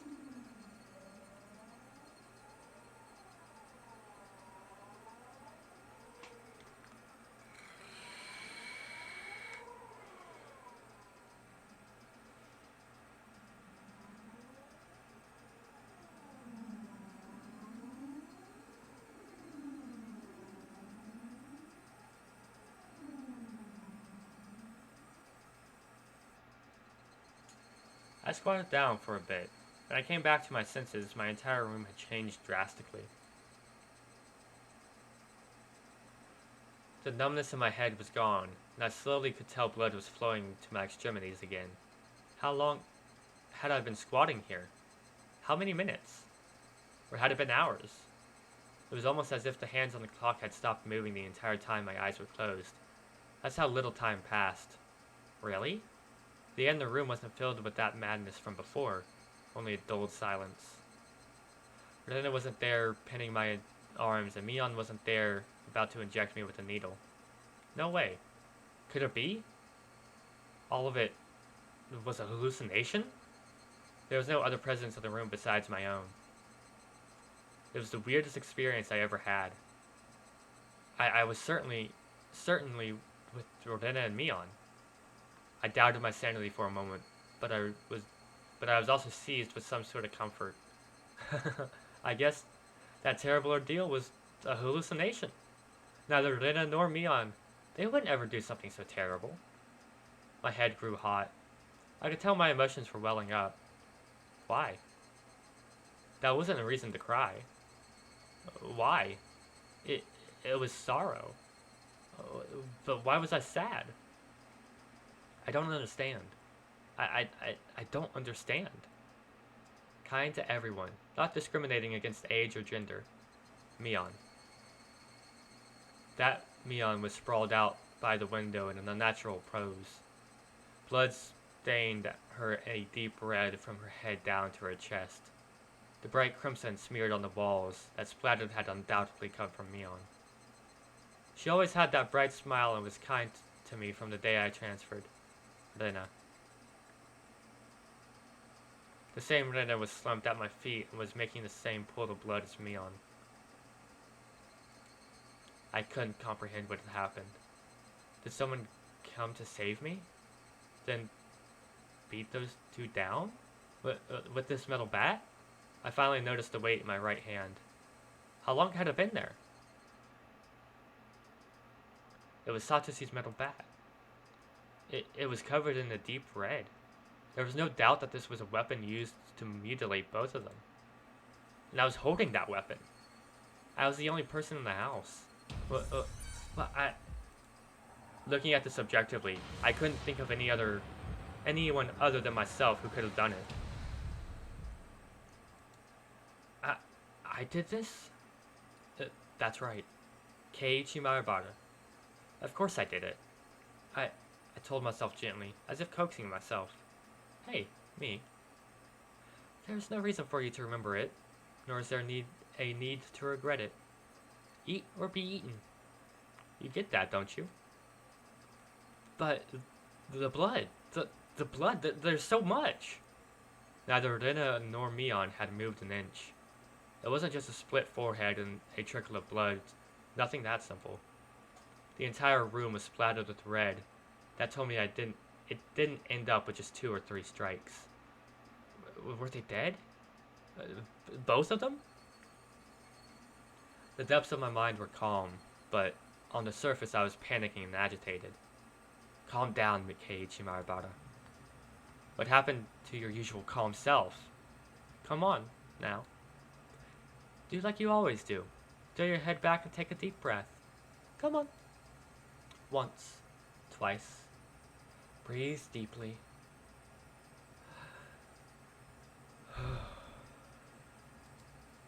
Calm down. Calm down. I chanted that over and over in my head and relaxed. Not gonna lie, that deep breath made me kind of dizzy. Color came back to my vision and smells infused the air, or re-infused the air. At the same time, I remembered what happened when I blacked out.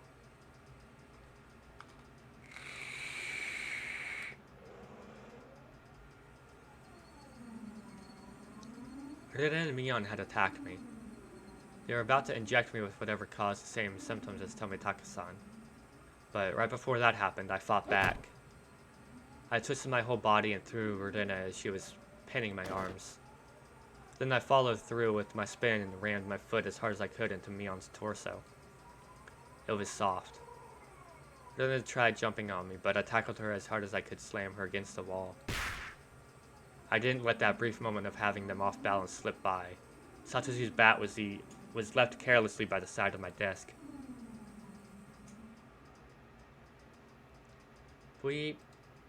At that moment, everything went pitch black. There was nothing recorded past this point in the videotape of my mind. No, that wasn't right. It wasn't that there was nothing recorded. It was recorded just fine.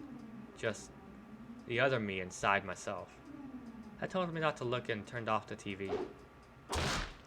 Just because the screen had gone black, I couldn't see. Didn't mean that the videotape within me had stopped recording. The TV was just off. The video was still playing.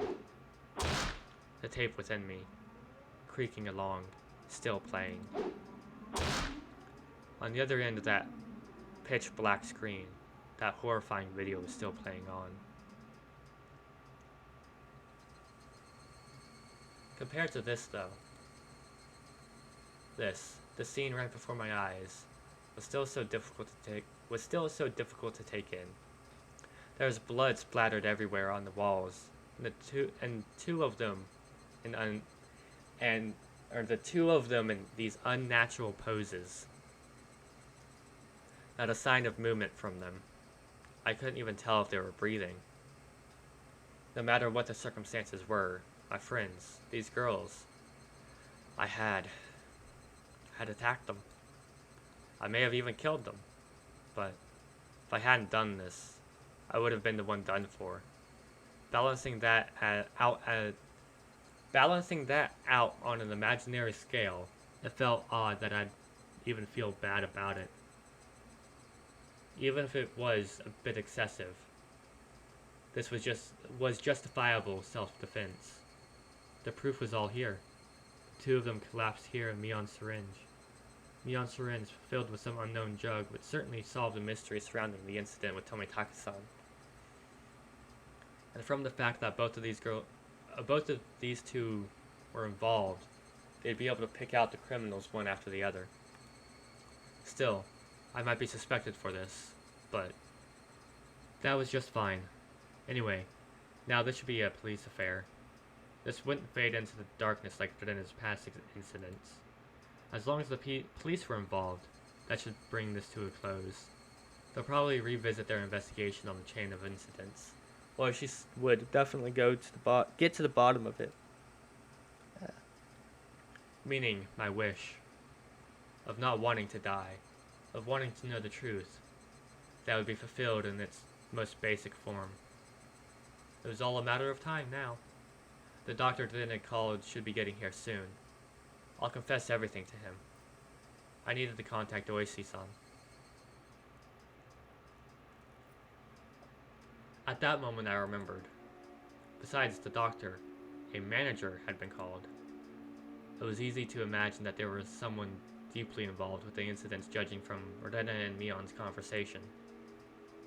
The ache in my chest, caused by a gruesome deed I'd done, dissipated rapidly. It was not over yet. This place was no longer safe. Stay calm, Keiichi Marabata. It's not over yet. I needed to live long enough to tell the police of this incident. At that moment, I felt like I'd heard someone's voices from outside. Since people were speaking, it must mean there was more than one person.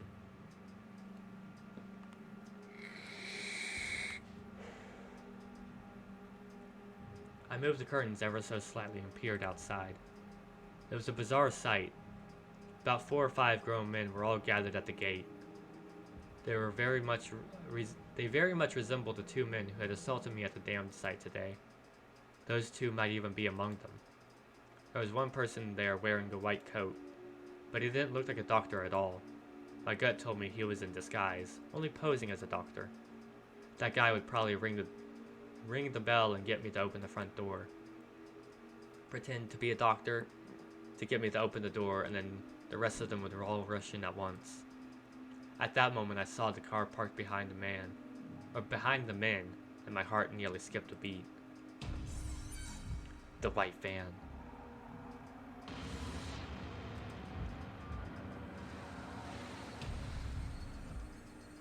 No mistaking it. That van, the one that had tried to run me down? The man in the white coat entered the gate and headed towards the front door.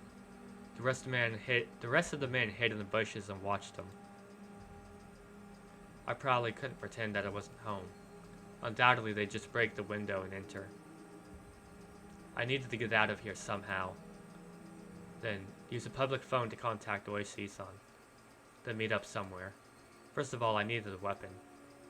Then shoes. But before all of this, there was one thing that I had to do. I had no intention of dying. I'd live and reveal the truth about this nonsensical curse of Oyashiro-sama. But what would happen from here on, regardless of how determined I was, might bring about my demise. And that was why. There's one thing more important than getting out of here right now. I needed to get that clock out immediately and take down the note hidden behind it. Damn it. The tape was sticking to it. The tape was sticking to it fast. It'd have been fine if it was torn a little. I opened up the slightly torn note and began writing another passage with a ballpoint pen. If this wasn't able to inform Oishi-san, then the only thing I could rely on was this note. Oh, if I wasn't. Goddamn, I can't read. I never thought a piece of torn, college-ruled notebook paper could be this reliable before. I had no time. I'd only write what I knew right now. I needed to leave some sort of information that would lead them to uncover the truth. Rena and Mion are conspirators of the perpetrators. This was an undeniable fact. I still didn't want to believe it, but it was a fact. Anyway, I'd leave all of the information that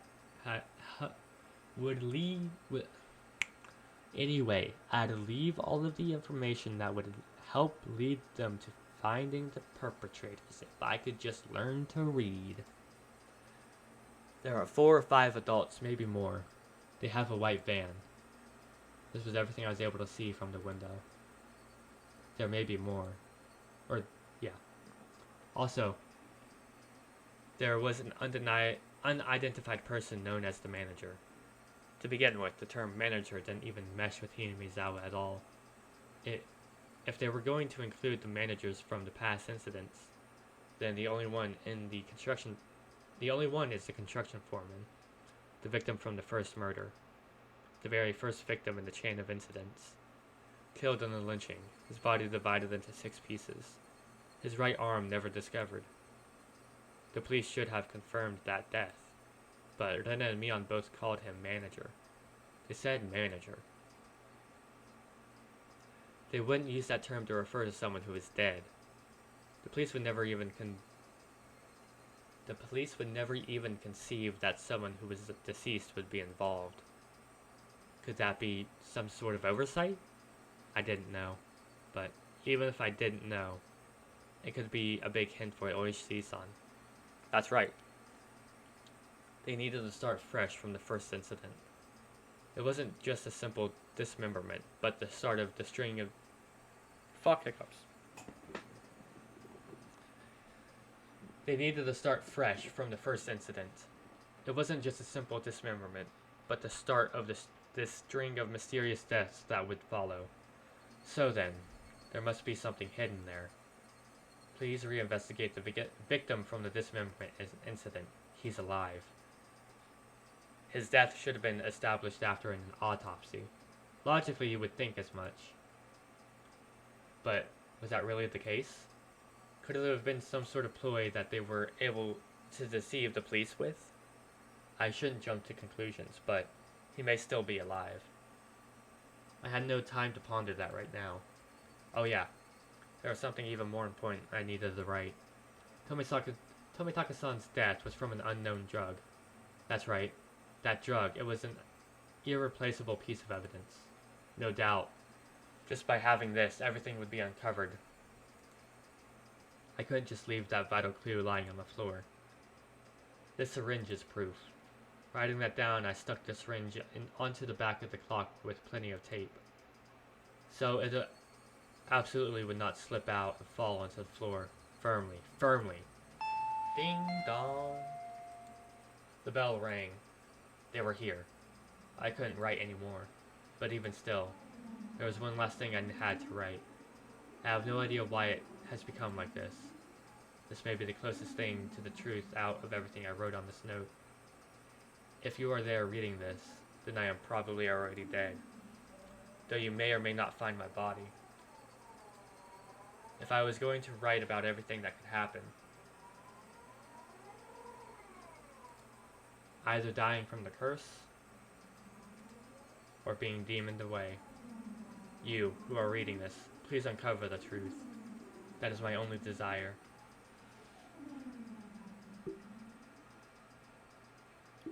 With this, my last will and testament was complete. I wasn't certain that I was going to die, but it was my final plea, just in case. I folded the note, stuck it back onto the back of the clock, and returned the clock back to its usual spot.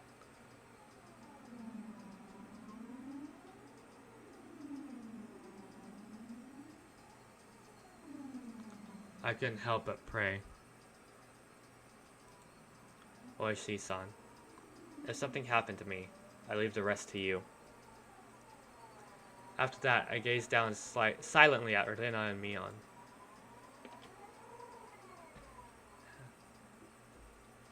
This was probably the last time we'd ever see each other. Rena, Mion, I really had thought all of us were friends, but why did it end up like this? Get comfortable. I never had any fun in my previous school. I only worried about standardized test scores. About if the school I hoped to get into is where I really wanted to go to, or a safety net. That was all I talked about. It was a dull life.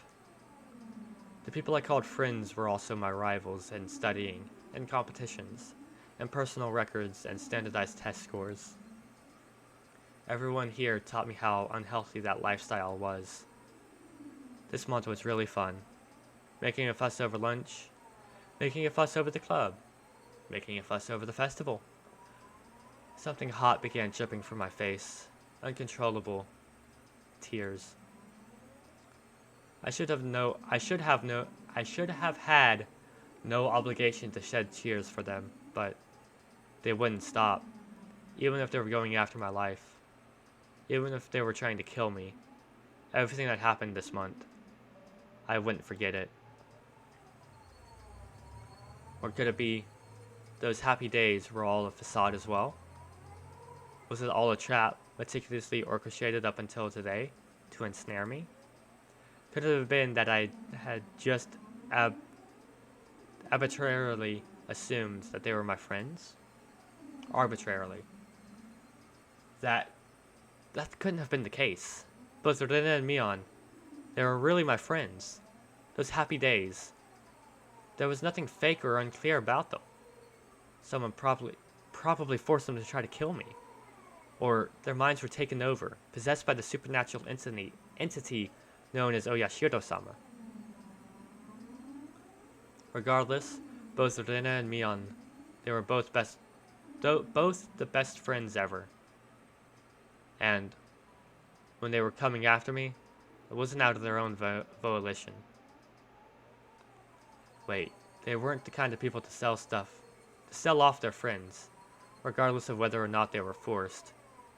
There's no way such a thing like being possessed by Oyashiro-sama could happen in reality. Then, did the real Rena and Mion come after me? What was I thinking? What a silly, dumb idea. Having beaten down both Rena and Mion, I was still debating if they were the real ones or fakes. There was no real or fake. Only the reality that was before me. Rena and Mion were sprawled out at my feet. That was the only truth. Yes, we killed them. That happened a minute ago, my guy. I was only trying. Oh, wait. Oh, I was only trying. Trying to twist the facts to my benefit, that I had beaten my friends to death. No matter how I spun it, it wouldn't change reality. Rena and Mion were both dead. It felt like there was a crack in the dam of strange emotions I was holding back. It felt like my calm state, which was nothing more than a bluff, had receded, and in that opening insanity was leaking out. I killed them. I killed them. Rena and Mion. I killed them. The doorbell rang again. The unrelenting echo pulled me back into a state of composure once again. I didn't have a moment to spare. Quickly, I needed to get away. I didn't want to die. I would uncover everything after that. The identity of whoever or whatever had pushed me this far. Even if I had to drink mud and eat grass, I would survive. I would survive. I would definitely survive. I killed Rena for that very reason. I also killed Mion. I went that far just to keep living. So I can't die. For my sake, for the sake of the late Rena and Mion, I have to survive. I ran towards the door and grabbed my shoes. The doorbell rang again as if to urge me on. Behind this single, solitary door, they were there. Keeping quiet, I headed towards the kitchen. Headed towards the back door. Before opening the back door, I put my ear to it and checked for people outside. No one. After I put on my shoes, I opened the door slowly as to not make a sound. There he is! The back door! A piercing voice echoed out. That voice stabbed through me, setting my hairs on end. I had to run. Get out of here, Keiichi! One after the other, I felt stuff like rationale and intelligence, those things you use when you have time to spare, spill out of me.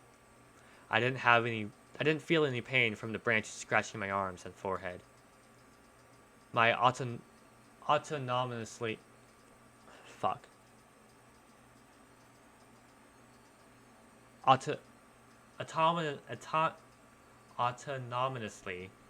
pulsing heart also felt neither fatigue nor pain.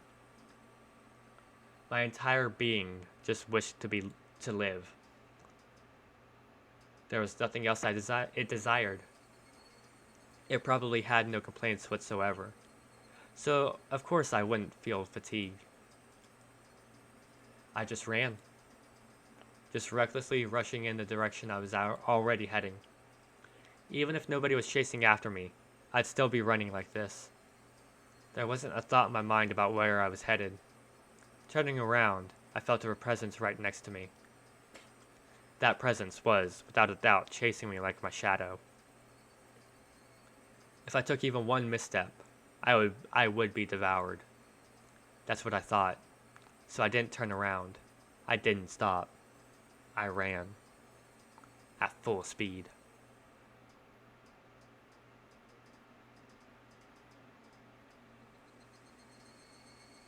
Cock, cock, cock, cock, cock. Or quack, quack, quack, quack, quack. That was the chirping of the higurashi telling me it was evening. I apologize for that horrible sound effect. Trying to tell me something. But then I finally heard it. The wailing cry of the victims who didn't make it. Would I be joining them?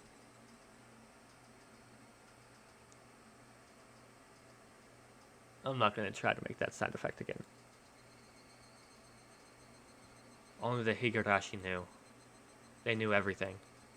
They definitely knew.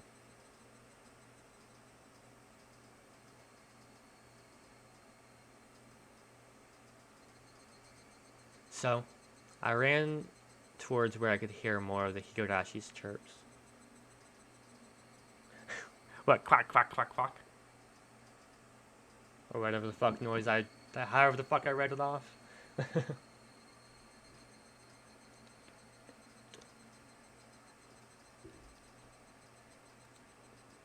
But the farther I ran, the farther away their chirping became. Yeah, I know, right? It's like, just imagine you're out on like a nice, chilly stargazing night and like out in the middle of the woods, and all of a sudden you hear quack, quack, quack, quack, quack, quack, quack, quack out in the distance, echoing all around you.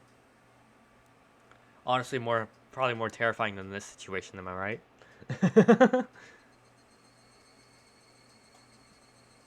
I couldn't get near them. Why are you all running away? Was it my fault? Was I the one to blame? Then I'll apologize. I'm sorry. I'm sorry. I'm sorry. I'm sorry. I'm sorry. I'm sorry. I'm sorry. I'm sorry.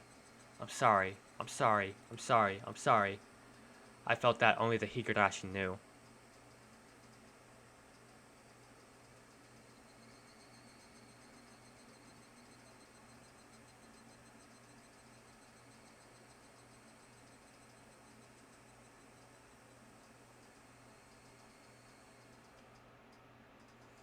Chased by shadows. The smoking room was filled with a cloud of cigarette smoke. The expensive smoke filter gave off some crackling electric noise, but it didn't seem like it was doing anything at all. Why do smokers have to be shoved so far down this corridor where the sun didn't even reach? I recalled hearing that the tax revenue from tobacco was about a tenth of the municipality, whatever the fuck that word is. That's revenue. We were the most heavily taxed members of this fuck you. So I really wish they'd show us a little more respect.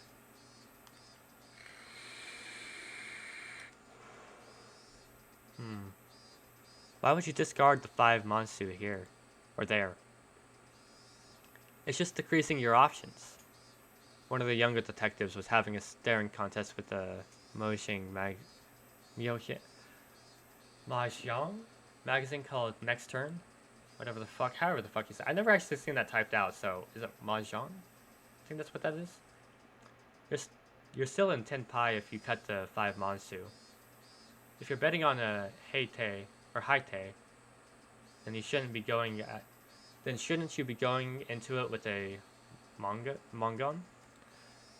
Fuck you, fucking up my pronunciations. Kuma-chan, look at the pond. They all discarded the 5 Mansu. It's a safe tile. You'd hate it if at the end of the game someone was sitting on a Tonpai on the last turn, wouldn't you? The kid let out another groan, but it put out his cigarette and took another one out. I just don't agree. Why would you reduce your own options? By the way, you can't call Ron with your winnings title In that Haite. Huh. I don't know if I said that right. What? Why is that? Just then, I heard a voice coming from down the hall. Are you here, Oishi-san? You have a call from a civilian. Whoa, ain't that something? Well, see ya soon. Wait, why can't you call Ron on it? Hold on for a second, Oishi-san. The man sitting in the seat, Oishi-san, was heading towards, waved at the telephone receiver. Outside line, from a payphone. Oh, why thank you. Sorry to keep you waiting, this is Oishi. Who is it? Ah, Oishi-san? Hello? Ah, if it isn't Mayabara-san. Why, good evening. From the tone Mayabara-kun's voice, I already knew he was in a predicament. This was the first time Mayabara-kun had phoned me, and he was calling from a payphone. Please calm down. Did something happen? Well, His voice was erratic all over the line. He was completely lost in his sense of composure.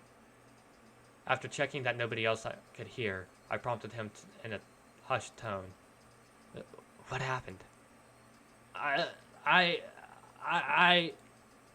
Calm down, Mayabara-san. I can have the local officers head to your location. I'll be there soon, too. I think that's impossible. His voice was quivering and hoarse. He wasn't surrounded by people, even as he was making this call, was he? Mayabara-san, you're calling from a payphone right now, right? Where is that payphone? There was no other sound besides Mayabara-kun's voice. It had to be a phone booth. I stretched out a note and thrust it at my colleague sitting across from me. Hinamizawa phone booth. He understood quickly and hastily started on the internal lines. Calm down, Mayabara-san. What is your current situation? It usually wasn't a good idea to tell someone panicking to do so, but this was not a usual case. Mayabara-kun didn't just get in trouble, get away, and then call me. He was in the midst of something dangerous right now. But yelling at Mayabara-kun right now would just needlessly cause him to be even more frantic. Mayabara-kun wasn't just calling to seek help. The safest way to scream. Ganbaru yo! He was trying to tell us something more than that. And whatever that was, if I didn't get it from this call, I was certain there would never be another chance. My colleagues pushed a note in front of me. There's only one phone booth in Hinamizawa. A patrol car is on the way. 5 minutes. That's too long. How many officers are in there? 2. Not enough. If it was as I was imagined, there were likely quite a few people surrounding Mayabara-kun. 5 minutes was too long. Did you call the officer station in Hinamizawa? He's scheduled to be on patrol. They're currently out, and it'll be impossible to contact them. God damn. Kuma-chan, bring the car around. Understood. Hello? Oishi-san? That's funny. I've been coughing, but at the time I do need to cough, I'm not coughing, so that's a bad cough. Hello.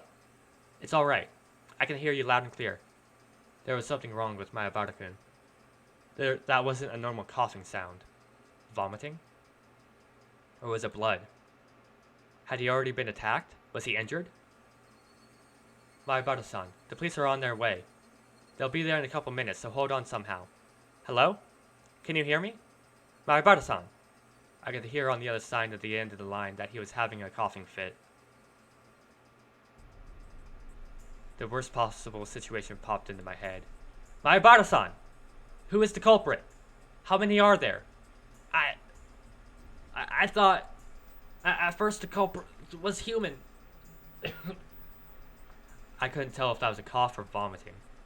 Are you alright, Mayabara-san? I thought that the culprit was a person and not Oishi or Yashiro-sama. Up until right now. But I guess in the end... It was an intense bout of coughing, then vomiting. But I guess Yashiro-sama does exist. No, he's here. Mayabata-san, please just calm down. I'd have been thinking...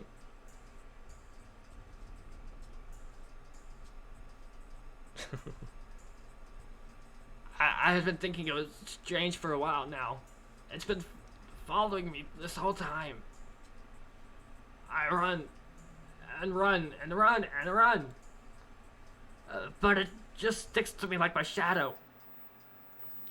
But slowly, so slowly, it's digging itself into my back.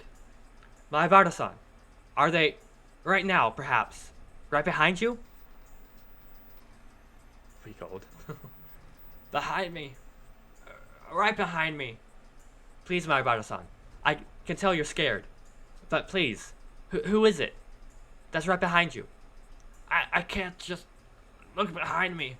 If I do, I'll... I understand that you're scared, but please tell me. You just need to turn around a bit. Who is it? Who's behind you, Mayabata-san? Right after I said that, I could hear him vomiting intensely. What followed was a nightmarish sound. Mayabata-san, it couldn't be that you're clawing out your own throat. There was no answer, but I could hear something like scratching. There was a bang as if something had been hit. Mayabata-kun had probably dropped a receiver. I could hear groaning and vomiting on the other end, and a repeating, abnormal noise. Hello?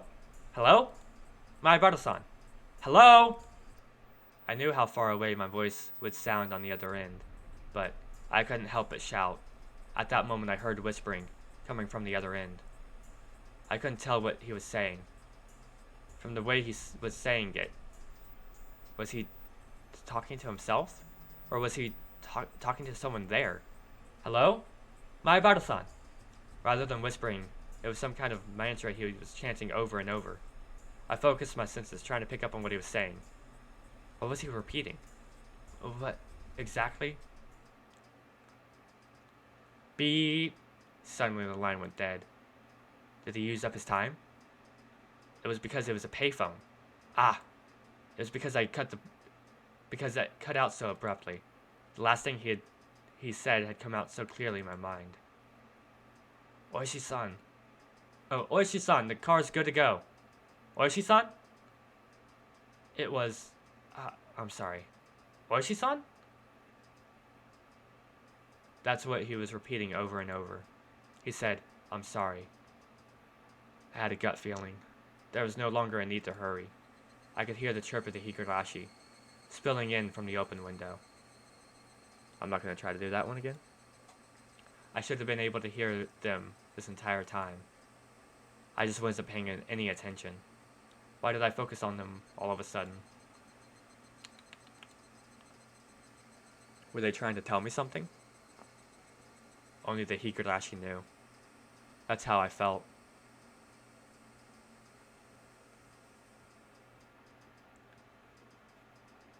Also, thank you for stopping by, Flap. July 1983. In Hinamizawa, a remote village near Shishabone City where there was a murder involving 2 female students. The suspect is Keiichi Mayabata, age 14. The suspect called over his 2 female classmates, Renarugu Mion Sonozaki, to his house, and beat them both with a metal bat. The scene of the crime was the suspect's room on the 2nd floor of his house. The inside of the room was covered with a significant quantity of splattered blood. There were signs of a struggle with the victims. In addition to the scene of the crime, the entryway, living room, the kitchen, all had traces of a struggle. At the entryway, the shoe rack and wall had evidence of being impacted by a strong blunt force. It is believed that had been the same bat as the murder weapon. Having no traces of blood, it is believed that the destruction was occurred before the murders. There is the possibility that the suspect overpowered his victims to keep them from fleeing. Ooh. In the living room, the rug had been pulled back, then thrown aside. It is hard to believe that this had a connection to the struggle with the victims, and thus the reason for this remains unknown. In the kitchen, the garbage bag was torn apart and the contents were spread out on the floor. Garbage was strewn about the surrounding area, and handprints believed to belong to the suspect was discovered. It is believed that the suspect had, for some reason, taken out the garbage and struck it with his fist. The reason for this remains unknown. In addition, there is a note stuck to the fridge. The words "Was there a needle?" were written on it. The meaning behind this remains unclear. Just in case, the garbage was searched, but a needle was not discovered. Though the garage door was functional, it had been left open ever since the suspect moved in. The garage door was found closed. The suspect's fingerprints were discovered on the garage door. The reason behind this remains unknown. The suspect fled the scene of the crime. However, a patrolling officer, Hinamizawa local PD, found the suspect collapsed inside a phone booth. At the time of discovery, the suspect was unconscious and critical condition. He was rushed to the local hospital for treatment, but he did not regain consciousness and died 24 hours later. The results of the autopsy indicate the immediate cause of death to have been hypovolemic shock. It was determined that the suspect had clawed out his own throat with his fingernails, and the resulting bleeding caused his death. With a similarity to the death of Tomitake-san the prior week, the police believe there to be a connection and have opened an investigation. However, due to the wishes of the local authorities, it would be a confidential investigation. Due to the abnormal nature of the death, it was suspected that the drugs were involved, but as with Tomitake-san, no traces were found. What prompted all of this remains inexplicable. As such, the cases would be treated as an act committed on impulse. However, with several accounts of the suspect's bizarre behavior leading up to the incidents, separated from his group of friends, isolation, and inexplicable behavior. Several days before the incident, the suspect began carrying around a metal bat. The suspect was observed displaying aggressive behavior as well as talking to himself at school. His classmates have actually heard. 2 days before the incident, the suspect declared to his parents the possibility of his death. Due to these circumstances, police have begun an investigation onto the possibilities that this crime was not committed on an impulse, but was instead planned several days in advance. Afterwards, a note was found in the suspect's room that he had written himself. The note was written on 2 sheets of B5 college ruled notebook that each had been torn in half. As if trying to conceal it was been stuck behind the clock on the wall. The contents are written within. The police believe it to be strongly related to the incident. The police changed their line of investigation based on the possibilities that the suspect was involved in some sort of incident himself. However, no further clues were found, casting doubt on the credibility of the note. Was the crime impulsive or premeditated? With the situation unclear, no further developments, the case has been labeled as unresolved. However, the following year, suspicion arose regarding the nature of the note. The note was not written on 2 halves of B5 paper from separate sheets, but was originally from a single sheet of B5 paper. In order to erase several lines from the middle, someone had torn them out. Judging from the size of the letters, the missing section is estimated to be 2 to 3 lines. It is highly probable that the person who eliminated these lines in question is not the suspect. In addition, just reading the traces of large quantities of tape stuck to the back of the phones, something other than the note was stuck there, has arisen. The person who first discovered the crime was a detective rumored to have a connection with the incident, Kurada Oishi. He underwent voluntary questioning but denies involvement in any damages to the note. The suspect's note. I, Keiichi Marabata, am in fear of my life. I do not know why they are after my life. The only thing I do know is that it has to do with Oyashiro-sama's curse. Ren and Mion are conspirators of the perpetrators. There are 4 or 5 adults, maybe more. They have a white van. This is all that was on the first sheet. Everything below this has been ripped out. This is from the second sheet. Everything above this had been ripped out. I have no idea why it has become like this. If you are reading this, then I am probably already dead. Though the only difference may be the presence or lack of a body. You who are reading this, please uncover the truth. That is my only desire. Keiichi Marabata. Oh, I can finally click. Fucking hell.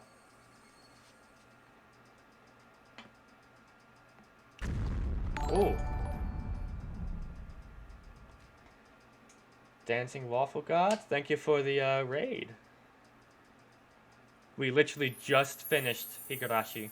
So, at the first chapter. All cast review session has been available to play.